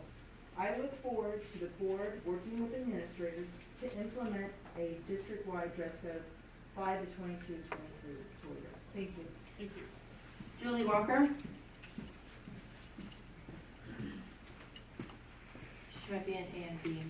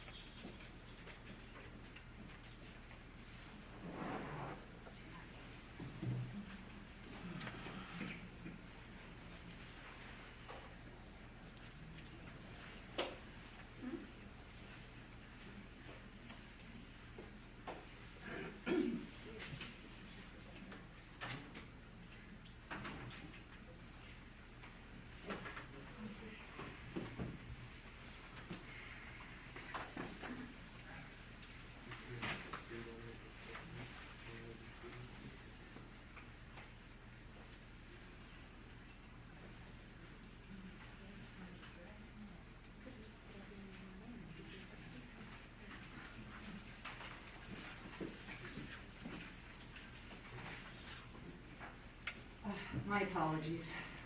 Somebody grab me real quick. Okay, I'm not speaking on what a lot of these people are speaking on, so I'll kind of limit my remarks. Board President Solis, Members of the board, Dr. Geary. Sylvia Ramirez, hired February 6, 1995, probationary teacher. Joseph Amaro, hired July 17, 1995, probationary teacher. Cesar Gomez, hired September 4, 2001, probationary teacher. Guillermo Fajardo, hired January 18, 2002, probationary teacher. All these teachers have no path to permanency. They've been working for our district for over 20 years or more, and not one of them has a permanent position, along with another 60 or so of their colleagues. What do they have in common? They are career technical education teachers. As the president of the Sweetwater Education Association, I have been contacted again by CTA to support our CTE teachers. AB 2573 would extend the professional rights that most teachers have to our career technical education colleagues. Teachers in our CTE program are considered perpetually probationary. They are unable to earn permanent status. They have no job security and can be dismissed at any time. The support of these rights will strengthen the programs that we offer our students. It will give the consistency of a program that is essential for our students in the 7-12 grade levels to become career ready. The bill, sponsored by Kevin McCarthy and Robert Rivas, will be heard in the Senate Education Committee on June 22nd at 9 a.m. I spoke last year about a similar bill that died in committee, AB 388, which was heard by the Education Committee last year. The one thing that stuck out in the testimony was that the bill was supported by teachers and their supporters, but opposed by administrative staff at small county offices and districts. There was no administrative support from those of us with expansive programs in large urban areas, and not a single school board member called in to support the legislation. I'm going to skip to the end real quick. So I encourage you to contact our local assembly members to support AB 2573 and to speak at the Senate Education Committee meeting. You can do it via phone on June 22nd. Thank you. Thank you. Thank you. We now have 15 speakers who have all signed up regarding the same topic. Is the board okay with 2 minutes? Yeah, 2 minutes? Okay, we'll do 2 minutes. Okay, I'm going to call 3 or 4 names at a time, so if you're over in A and B, please make your way to the boardroom. Adrian Gomez, Daniela Leva, and then Pedro Gomez. Good morning board, good morning my community, or good evening, my bad. It's been a long day thinking about what I'm going to say to you guys. I'm Adrian Gomez, I'm the Vice President of the Castle Park ASB. I'm an incoming junior, I'm a straight A student, 4.0, probably 4.1. It's been a long time coming for me and my community. We had a June 2nd meeting, a meeting that got not much done except rally a lot of our troops. We gathered my community, we organized a voice, and we're here today to face you guys, our elected officials.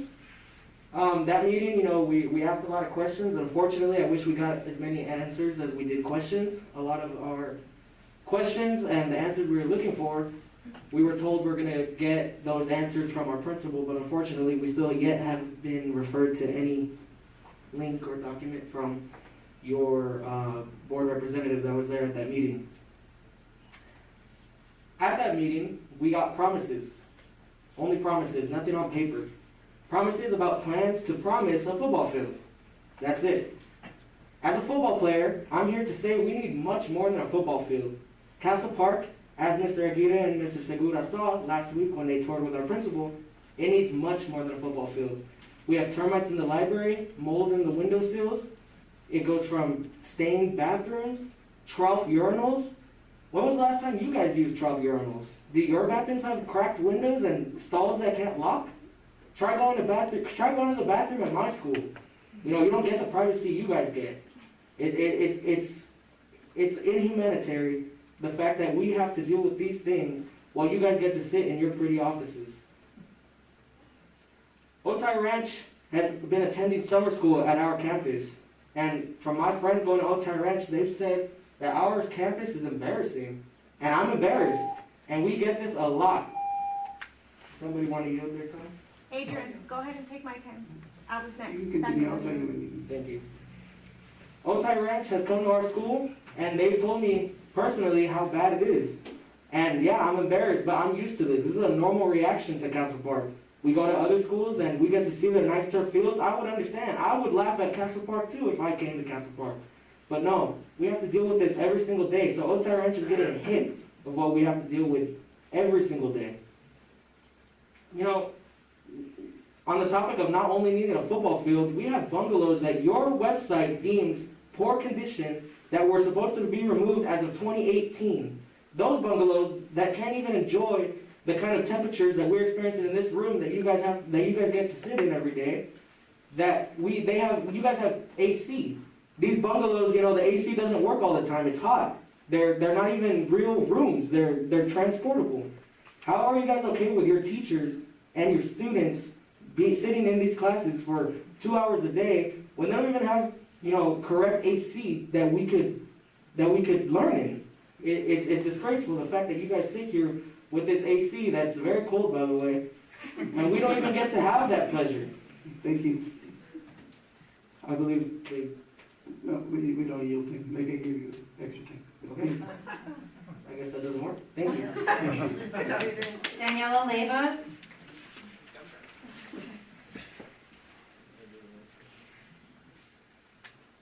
Hi, my name is Daniela. I'm a parent. I'm going to read it off my phone because then my Spanish is going to come out.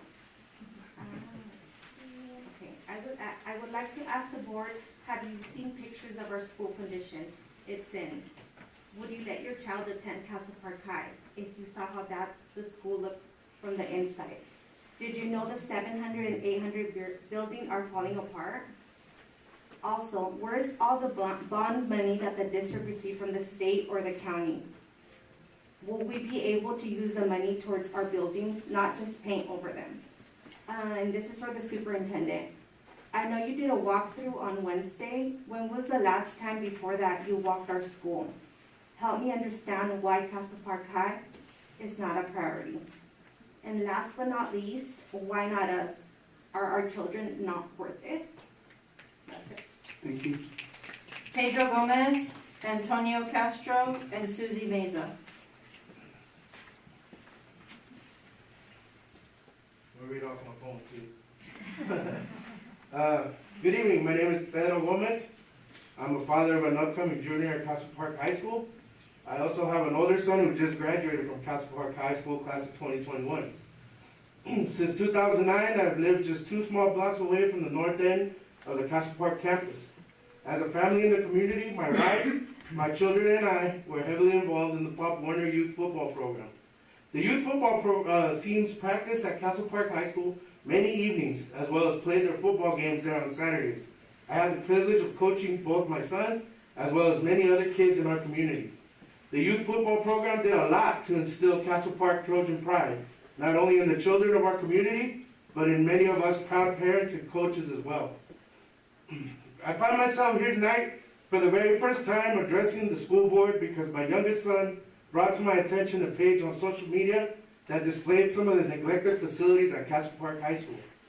Being no stranger to the campus, I had already noticed the school was not luxurious by any means, but the pride we had for the school and our Trojan community allowed us to disregard the ugly conditions.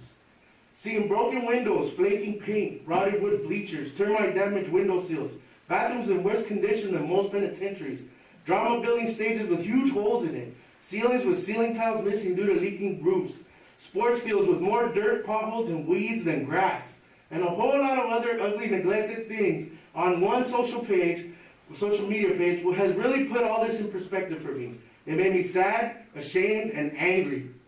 I thought to myself, how could this happen?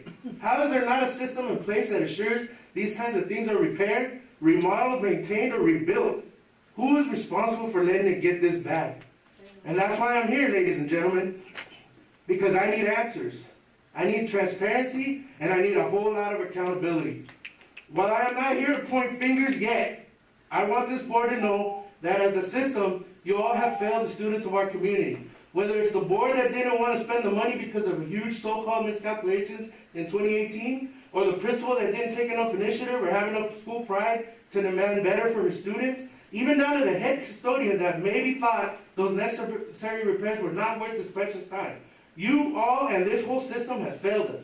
And don't think for 1 second that I don't up to my share of responsibility in this system. I failed too, by trusting that all of you were going to advocate for our students. I know that only us parents now can truly advocate for our students, and that is why we are here. This huge failure has awakened a sleeping giant in our community, and you will see us here at every board meeting until we get the answers, transparency, accountability, and respect that our community deserves.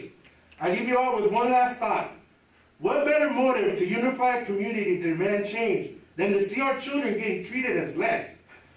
Because to you they may not be worth it, but to us they are priceless. Thank you, Mr. Bennett.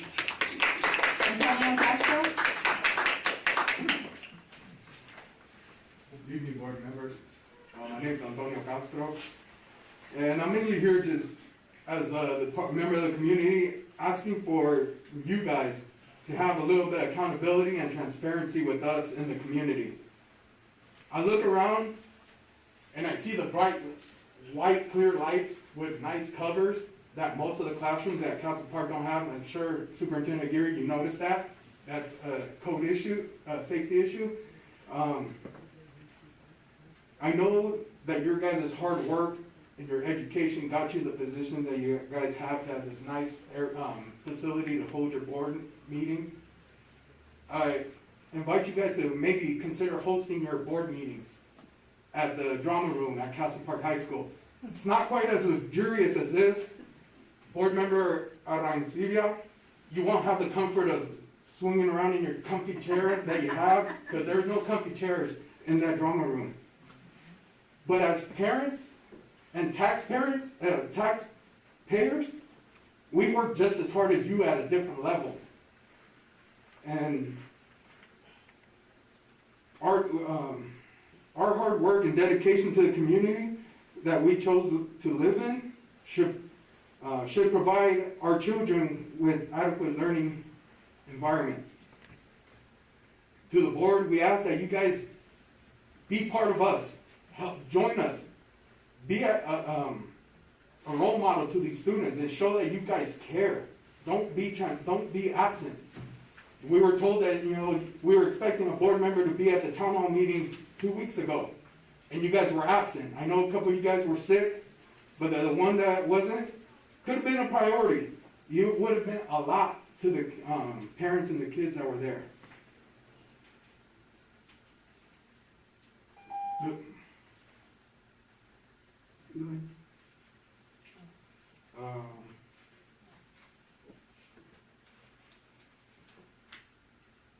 Just be transparent and help out all the schools, not just Castle Park, Chula Vista, Mar Vista, and Southwest. We put a lot of trust in you guys. Just like we have high expectations for you guys, we have the same for our students. Right now I went to the restroom. Your guys' restroom in this building is 1,000,000 times better than the one that our children use at Castle Park High School.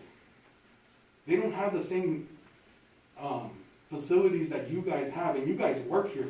They go to learn there. Take that into consideration. These kids need you guys. Thank you. Susie Meza, Rafael Blanek, and Christina Meza Diaz.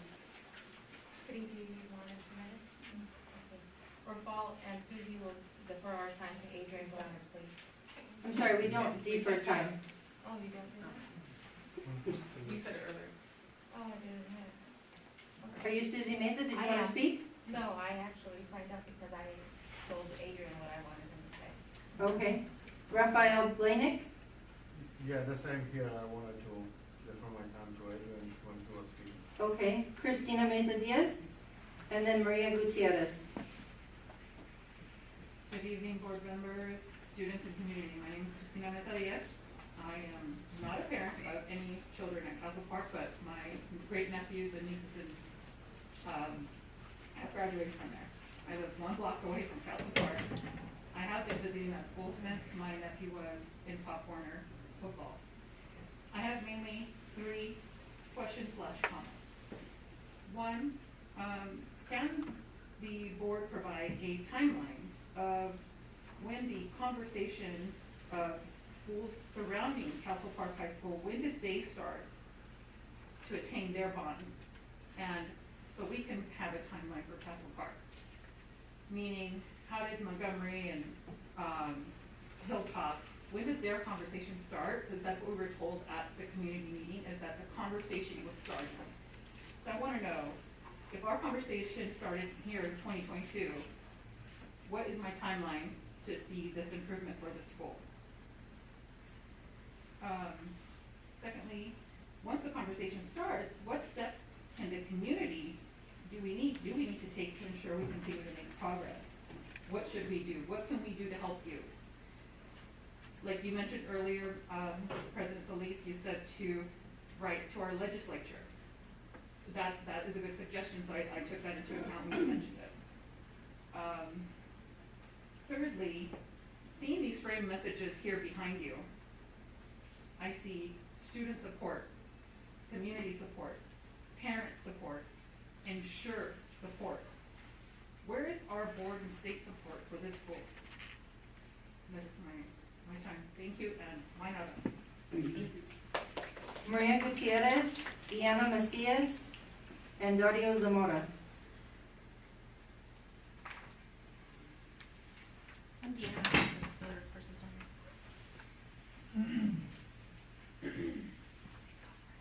Are you Dario? Yes, I am. Oh, come on up. Okay. Yes, good evening. I think most of the points that I was going to address have already been addressed. I can only emphasize a little more how serious of an issue it is. As a taxpayer and as a voter, I expect you to do your jobs. I live about 2 blocks from Castle Park. Every day I walk by there or drive by there, and it's my kids went to school there, and it has not changed that much in years. And I can't understand why you have a school not too far away from there that looks a heck of a lot different. Again, as a taxpayer and as a voter, do your jobs. Thank you. Thank you. Diana Macias. And Jordan Pinky.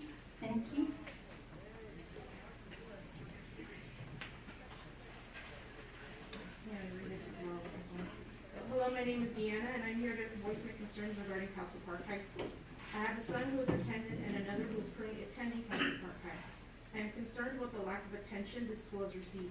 My children play multiple sports, and I have personally seen and walked some of these fields that are in disarray. I've also been to multiple schools within this district and seen the great facilities that they have. If you are not aware by now, you should familiarize yourself with the Instagram page that has been exposing all of our concerns. From broken windows, broken fire alarm, and a very dirty sports med treatment room. Had I known how dirty this treatment room was, I would not have allowed my voice to step foot in it. If you, the school board, have not been to Castle Park High School and walked these grounds in the past few weeks, I urge you to take the time and see what your students are using on a daily basis. When and if you choose to walk the grounds, please for a moment put your parent, family member, or community member eyes on and ask yourself, would you be okay if your child or family member attended this school? Our children may not be yours, but we are allowing you to represent them and their school. We understand results will not happen overnight, but we're asking for major progress.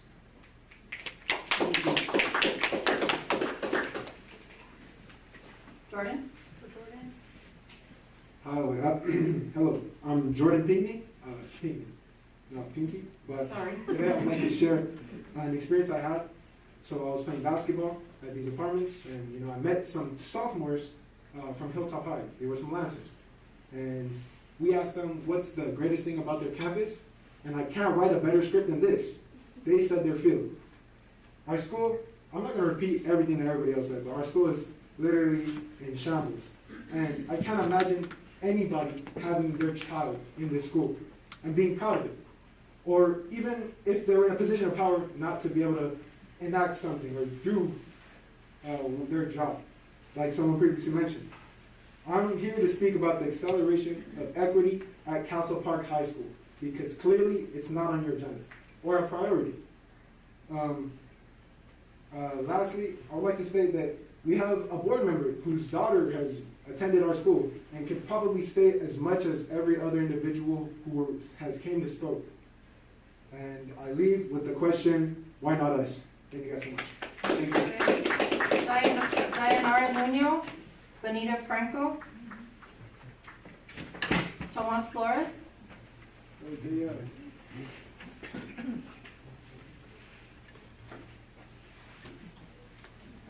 Hi, my name is Dayanara Nuno, and I'm a student at Castle Park. And not only that, I'm a cheerleader and a soccer player and a former ASB member.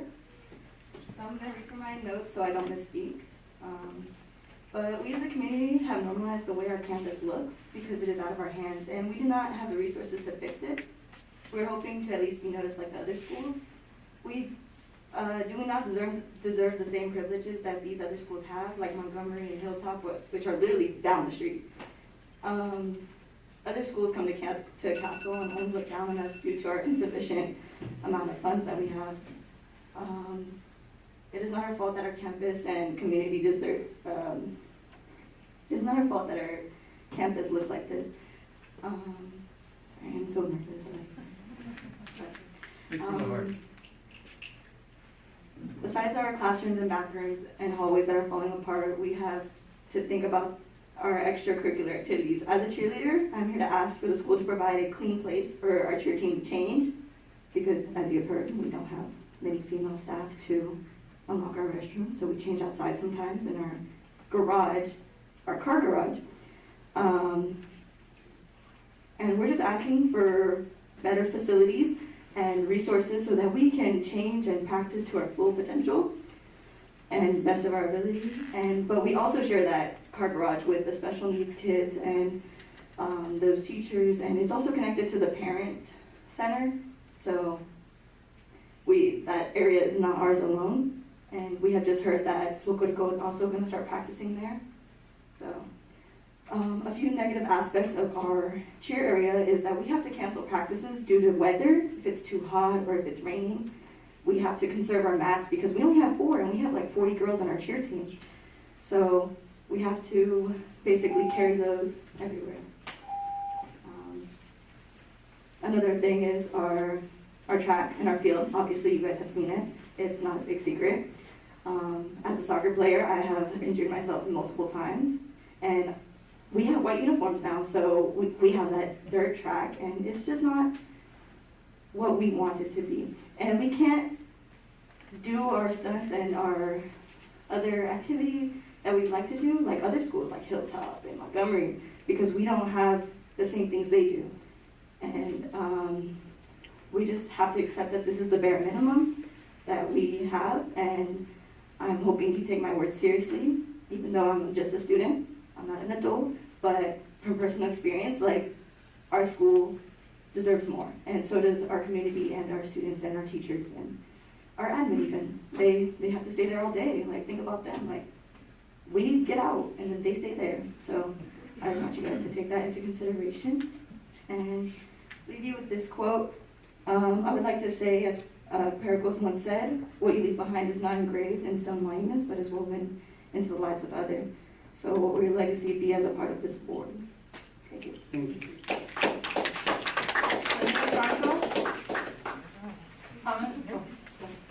Tomas.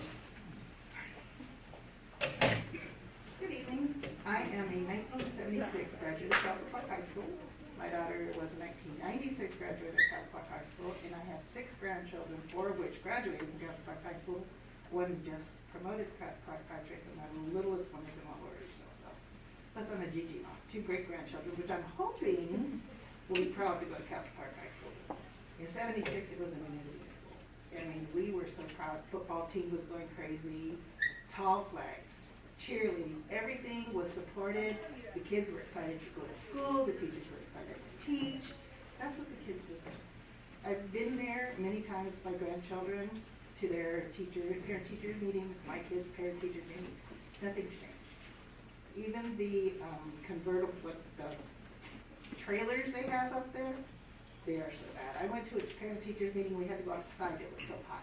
He couldn't talk, it was just too hot, there was no conditioner. The tables and chairs are old. The books are so used, they're ancient, and they have very small curriculums. But I think if you improve the school, the kids will be proud to go there and happier to learn, and also the teachers, because what's more important? Kids. Thank you. Tomas Flores, and then Liliana Hakim. Thank you for improving your pronunciation of my name, Tomas, the second time. My name is Tomas Flores. I am a retired social justice educator. Recently come back to this community, my community. I reside within the San Isidro High School borders.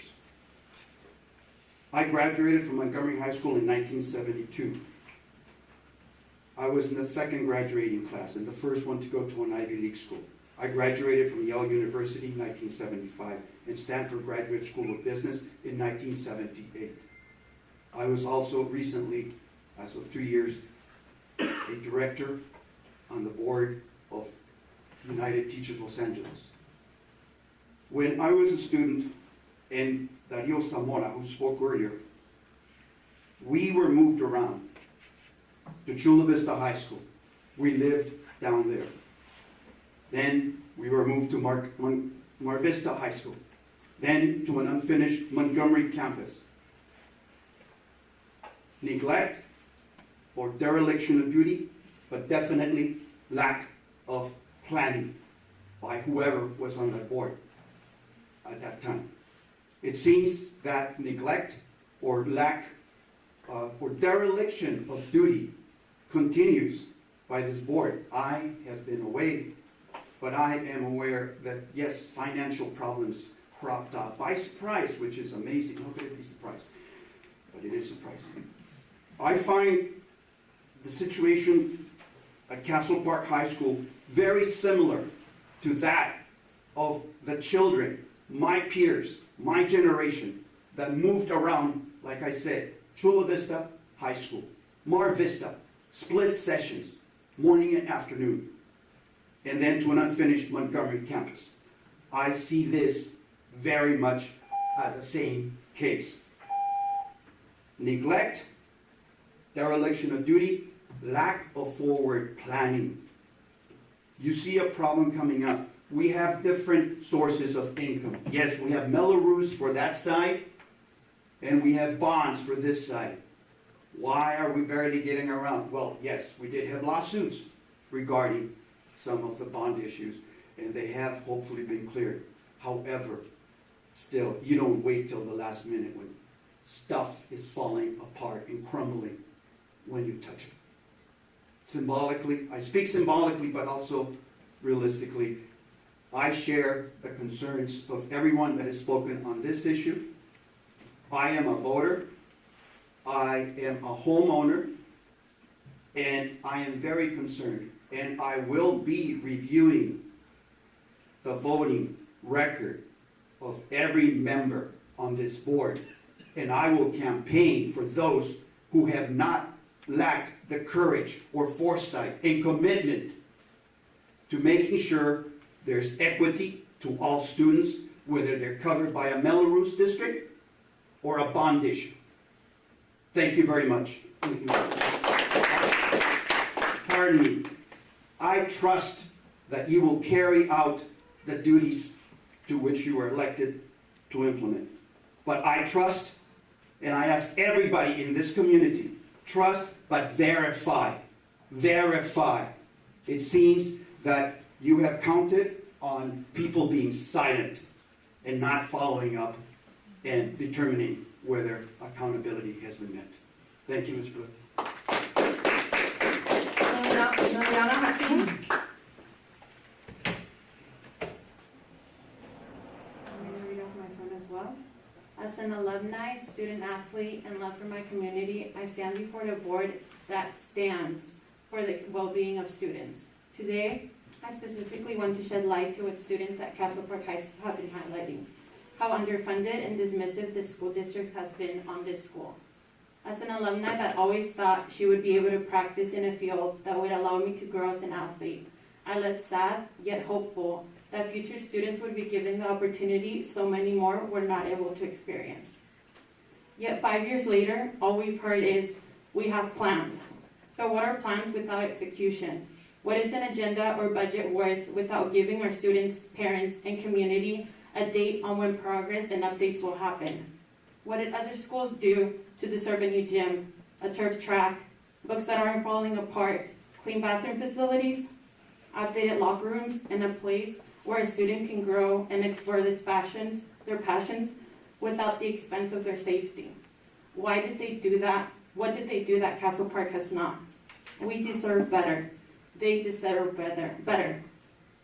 So my question is, what will you do as the board? We need to know when the change will happen through action, because words mean nothing without that.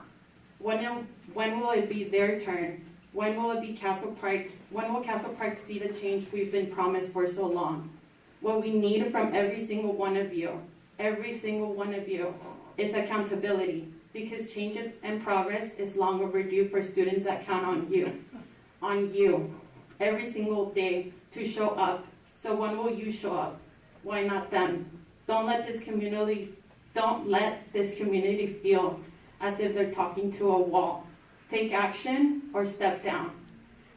Class of 2017 and UC Berkeley alumni.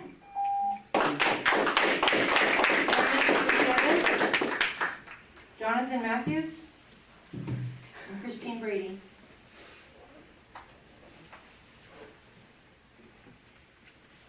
I don't know if any of them are outside.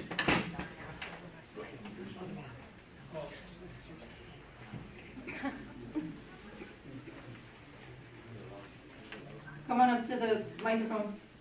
Are you Christine Brady? Yes. Okay. Hi, I'm Christine Brady. I've lived in this community for 25 years, and I professionally build very beautiful schools in very poor areas of Tijuana. My daughters attended the Hilltop Middle School. I have an understanding that you had $1 billion to improve schools, and that you now have $755 million. I have no understanding of why this money is not available, or when or how it's going to be available. I would like to make the recommendation that you literally redesign and rebuild the dilapidated schools on the west side of Chula Vista. It's going to cost the same amount of money, and it will prevent violence in the community. I think we're all heard about what's happened in Texas. I think that Hilltop Middle School is an especially depressing place that does not receive maintenance or the attention that it deserves. It's had 5 principals in 5 years, and I looked at the playing field, which is just dirt turned up. The only section that is maintained is in the far corner, off limits to students, because it's part of the Little League. And I'm very sad about Castle Park. I know a lot of people that are involved with Castle Park, and I would like to say that it would cost the same to redo the whole entire school as to put a million Band-Aids on all the little problems or the serious problems that it has. And I would also like the board to take into consideration the value of the architecture and think about creating a contest for architects to do some new designs for the schools that will literally inspire the students in that environment. My daughters personally complained a lot about Hilltop Middle School. It's a very depressing, soul-crushing place. There's no money for physical education equipment.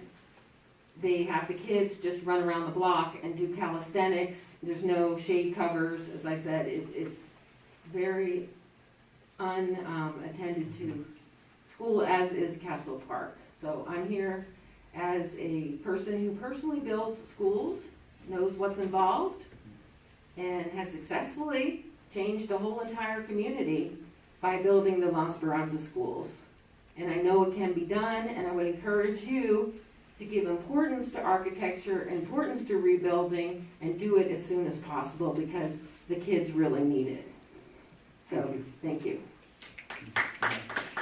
Matthews.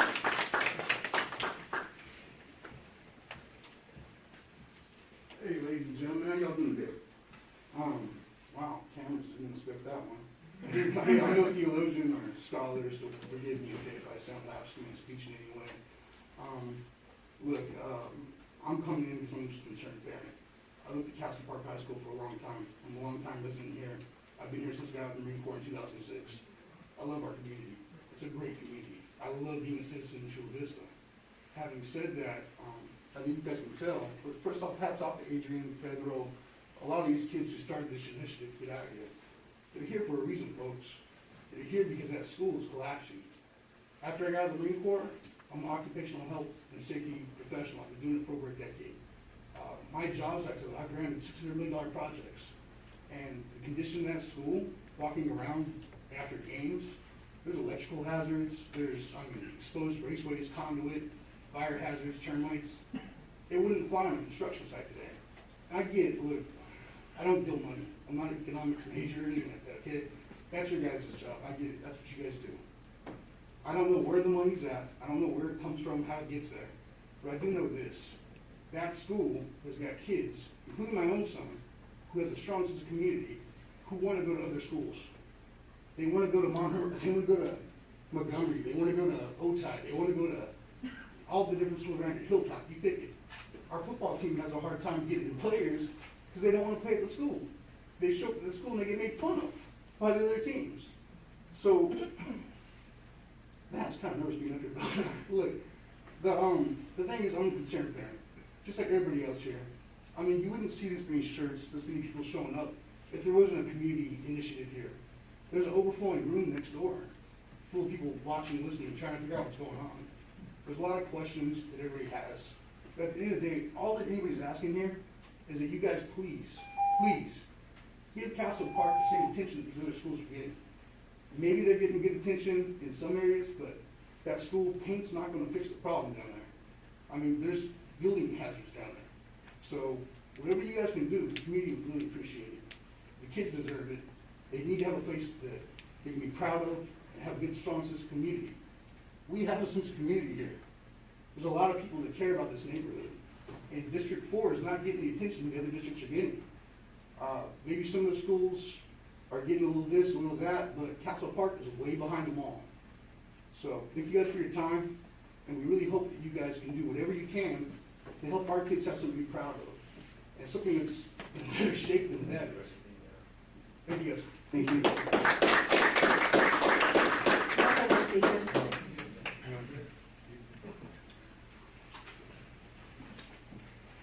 Thank you. Madam Clerk of the Board, will you please read the items being pulled from the consent agenda? Yes, the following items are pulled. F3 by staff, G8 by Mr. Tarantino, and M2 by Mr. Sweetwater. Thank you. Do I have a motion to approve the consent agenda?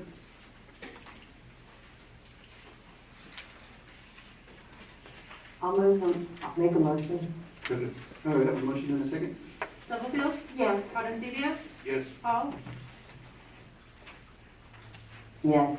Sweetwater? Yes. Solis? Yes. Tarantino? Yes. Motion passes 5-0. Okay, we'll move on to F3. F3, who would like to start us off? Sure, I'll go. Go ahead, Mr. Stewart. All right. So first of all, I want to thank you for all being here and expressing your concerns about campus and school. It was brought to my attention that the meeting was going to be held last week, or the week before, during the graduation. So I got notification the night before, the day before, actually, the vice president there, and I thank you for that. I couldn't make it because of my commitments, but I have no problem meeting with you or anybody, one-on-one. That's not a problem at all. I live in the community, obviously, as well. I didn't go to school there. My wife graduated there, all her brothers and sisters. I still have nieces and nephews that go there, and I understand. I appreciate your concerns. And I know I walked the field, not just the field, but the campus with Apelligati and the facilities and the principal, and I saw a few things that were noted. probably more, there was probably more than what I saw, but I saw a few things and they were noted, and there was talk around how they're gonna be addressed, and they will be addressed and fixed. But I do think it's a good idea if we could, some of the community was asking for, the answer to their questions. I know it's only been a couple weeks and we've had graduation, so I think however we can answer the questions, I think is very critical. And while I was there, there was some engineering being done on the athletic field around core sampling the field site to see what's there so that engineering can be done. And this board has passed back in December and I think in May board items that are focused on athletic field modernization for the 4 schools on the west side that don't have a state-of-the-art field like all the other schools do. And I do definitely get that. I watched my daughter play soccer there for 4 years and field hockey there for 4 years, and I totally get that. My buddy, one of my good friends, would come with me to watch her play, and then we go. It was like an away game to San Isidro, and he'd tell me, "Hey, why is it your field like that?" I'm like, exactly. And I've had that conversations, with former superintendents and others, and around trying to address that. I was hoping that we'd get to it several years ago when we, before we had our bond issues. We're in the process of doing that now. It does take time. It doesn't, all the engineering, we've hired architects, we've hired engineers, so it's being surveyed right now. I think that'd be a good thing if we could communicate that regularly, and I think that's what came out. A lot of this came out is like, we need to communicate better with the community and where we're at with that. And anything that I saw that I thought needed to be addressed, there's a plan for that, and I will do another walkthrough. I already told the superintendent that we'll do another walkthrough prior to the school opening, and make sure those things are addressed. And I totally get the bathrooms. I've seen them, and I know there's a plan for that. And I'm hoping that we have enough time to address a lot of those issues. That's very basic item that really needs to be handled. Let's see what else do I have here on that. So there are plans, and I totally understand the, athletic field would be great, and I asked about other possible modernizations on site, whether it's modernize the building, because it's great to have a great athletic field, but our students are there to study, right, and learn. And I asked about what the plans are, and because I've heard in the past about modernization of a certain building, and there's a few buildings that are in the mix of possibly getting modernized. But we need the money to do that. We have that Prop DD, which we plan on we're moving in the direction to sell those bonds in August and getting $100 or $200 million. So that'd be a big help for modernization on the west side. And you being here and you showing your, just being very respectful. I truly appreciate that. That's really how it should be done. And I think the board hears you, and when you're here, people listen, right? So I truly appreciate you being here, and hope to look forward to working with you and seeing you. I'm not afraid of communicating or meeting with people. I had a lady who called the district office. She said she sent me an email. I didn't respond. I never did find an email, but I got a number. I called her right back. And I told her I was aware of that, what's happening, where things are, and I'm good with that. I don't hide. I don't work here full time. Just so you know, I don't have an office here. I'm a retired electrician, so I serve here and do a lot of stuff during the day, during the week, on my own time. But I truly appreciate that, and I truly appreciate you coming here and expressing your concerns, because they're valid, and the superintendent and the people that walk the school site definitely know that. So that's really all I have on that item. After our last board meeting, I've had a lot of things. I had a lot of meetings. We had a meeting with San Diego Port Commissioner Sandy Naranjo. She with Superintendent Getty and some others, and some of our Sweetwater staff. They have opportunities for college internships and high school student worker programs, which are paid programs. So we're going to be working with them more closely on trying to provide those opportunities for our students. They just so happen to be doing it because of COVID. They just so happen to be doing a reboot of that program. And they were really glad to hear from us because they really wanted input from the community, and we're a large school district down here, so hopefully it's going to help us get some of our students in those positions. They want, and it's not only that, but they welcome the opportunity to bring some of our classes that do the blue economy, bring those classes to the port and see the careers in person. As well as them coming to our schools, maybe seeing like our underwater robotics program. So I think we can all both learn a lot from that and see the pathways that we have in common that our students could possibly take advantage of. We also had our 6th annual solar sprint at Montgomery Middle. I want to thank Principal Nzunza and all the teachers who led their teams and the janitors who set up the track, and of course the families who brought their students to the competition. And I also like to thank CTE coordinator Brahim Wahid was here earlier for his. That was the first one he ran, and it was a learning experience for him and for myself to help him out. And once again, Montgomery Middle dominated the speed category. They came in first, second, and third. There was probably 30-something teams, so it was just a lot of fun watching that participation with the students. And I'd like to thank IBW 569, Nika San Diego, and Baker Electric for their $3,500 donations for the solar kit and the winter's hoodies. I'd like to thank you, Dr. Vetti, for showing up and attending the race. And as well as I want to present a plaque to Nika, just to IBW and to Baker. And maybe they asked that maybe they could present it at the Electrical Training Institute, which is their apprenticeship.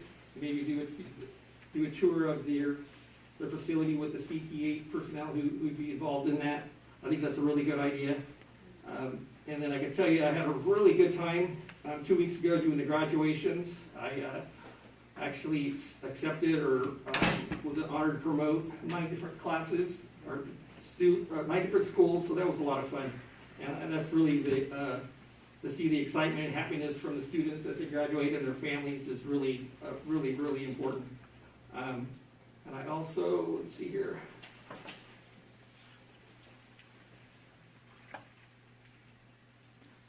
And then I just recently, on Friday, I attended the ETI graduation, Electrical Training Institute, which is the apprenticeship for electricians, and I've always tried to help and promote that CTE pathway with our schools at Castle and any of the schools that have a pathway aligned with construction. I have some really good partners there. We do. But anyways, I went to Electrical Training Institute, and it was their first graduation in 3 years. There's some other elected officials there. They graduated 70 graduates for either communications or electricians to journeyman level status.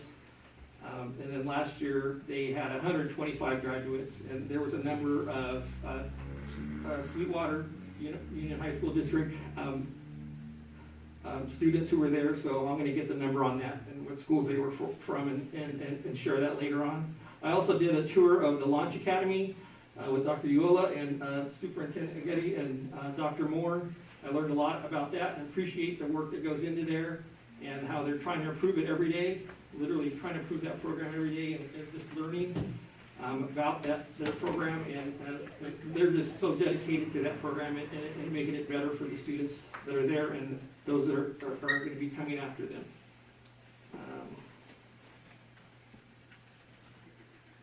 And I think that's the end of my report, and I thank you all once again. Thank you for being here. Thank you, Mr. Chavez. Ms. Vice President Hull. Thank you, President Solis. And I want to thank Board Member Segura, really, because he is an outstanding board member for the community he represents, but for the district as well. Really involved, really out there in in our schools, listening and visiting and really advocating for everything that he talks about. He's really in the mix and really strong representative for our district, and I want to thank him for that. He actually was able to represent the schools that I serve, you know, from my area. I serve all the schools like everyone on the board does. But he was actually there for my schools in my area to accept the classes and the promoting classes for those schools. Big thanks to him for that, because I was not able to make those school graduation ceremonies my own self. So I really appreciate everything he did, Mr. Segura, in that respect, and for meeting with our legislative representatives up in Sacramento when we were advocating virtually, of course, this past week for the final budget push so that we can have the operational budgets that we need, not only to do the work in the classroom, but to do the very things that our communities and our schools need as far as maintenance. I understand the frustration that the parents and students have expressed this evening. I really appreciate, and I echo your remarks, that we really appreciate how they conducted their remarks here tonight, very civilly, and very much agree with what they said, that it is a priority for us to do the work and to make sure our classrooms reflect the excellence of all the students and staff at each student. And I know that Castle Park, alongside with many of the schools on the west side, still need much work to be done, so I'm looking forward to that. When we have the money, again, to do that work, and I know that the plans will be forthcoming, a master plan update will be coming, and I hope that it's communicated well and that those community members will participate in their discussions for their schools when those meetings come about. Because it is important to have their voice and that they understand how those things work and how the money flows. So I really appreciate it. My big thanks to all the teachers and staff for a good year. I hope they all have a good rest during this break. Seems like a short break to me because school will be back in session at the end of July. So please take care, and thank you all for what you do. That's all I have to say. Thank you, Vice President Hall. Any other comments? Oh, Mr. Tarantino?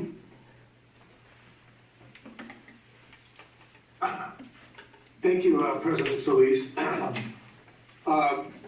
Just to piggyback on what's been said by Mr. Segura and Mrs. Hall, I do want to say that there is a facilities subcommittee meeting scheduled for July 7th. And I haven't seen the agenda yet, but hopefully a lot of the concerns that have been brought forward tonight by the students and parents and community at large, at least hopefully we'll get some idea in terms of what the plan is, what the timeline is, and how we're going to pay for it. So those meetings are open to the public. And it's listed on our website, so anyone is invited to attend. And they are conducted virtually as well as in person. At least they have been. I don't know. Depending on the COVID situation, that may change. Because remember, we just had Memorial Day, and the spikes are supposed to increase within the next 2 weeks. And then we also had the San Diego marathon and half marathon, in which 18,000 people got together and were running the marathon and half marathon. So who knows what the numbers are going to be as we move into the summer months.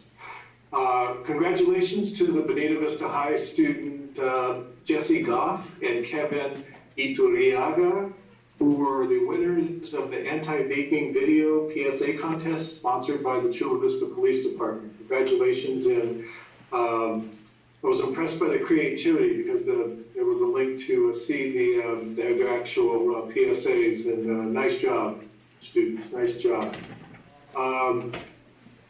Congratulations to Gian Aragua and I know I mispronounced that, and Brandon Lee, first place winners of the UCSD Triton Hacks competition. This is a 30-hour high school hackathon that provides students with tools and opportunities to pursue interests and experiences in STEAM exploration and collaboration. And so we need people who can be one step ahead of those that do make their living on hacking and infecting our computer services. So nice job. Congratulations to photography teacher Anna Anita Potts and her students who won Sweetwater Authority's high school photo contest. And those students were Ashley Monroy, Carly, Greg, Joaquin Angulo, Esteban Robledo, and Janet Mendoza. And last of all, I'd like to thank Dr. Bravo and Counselor on Special Assignment dealing with youth in transition, Ina Donata Palmore, for their, and all of their classified support personnel for putting on the Youth in Transition special event to honor the students in that program on their graduation. That's all I have. Thank you. Thank you, Mr. Tarantino. Dr. Anzigua?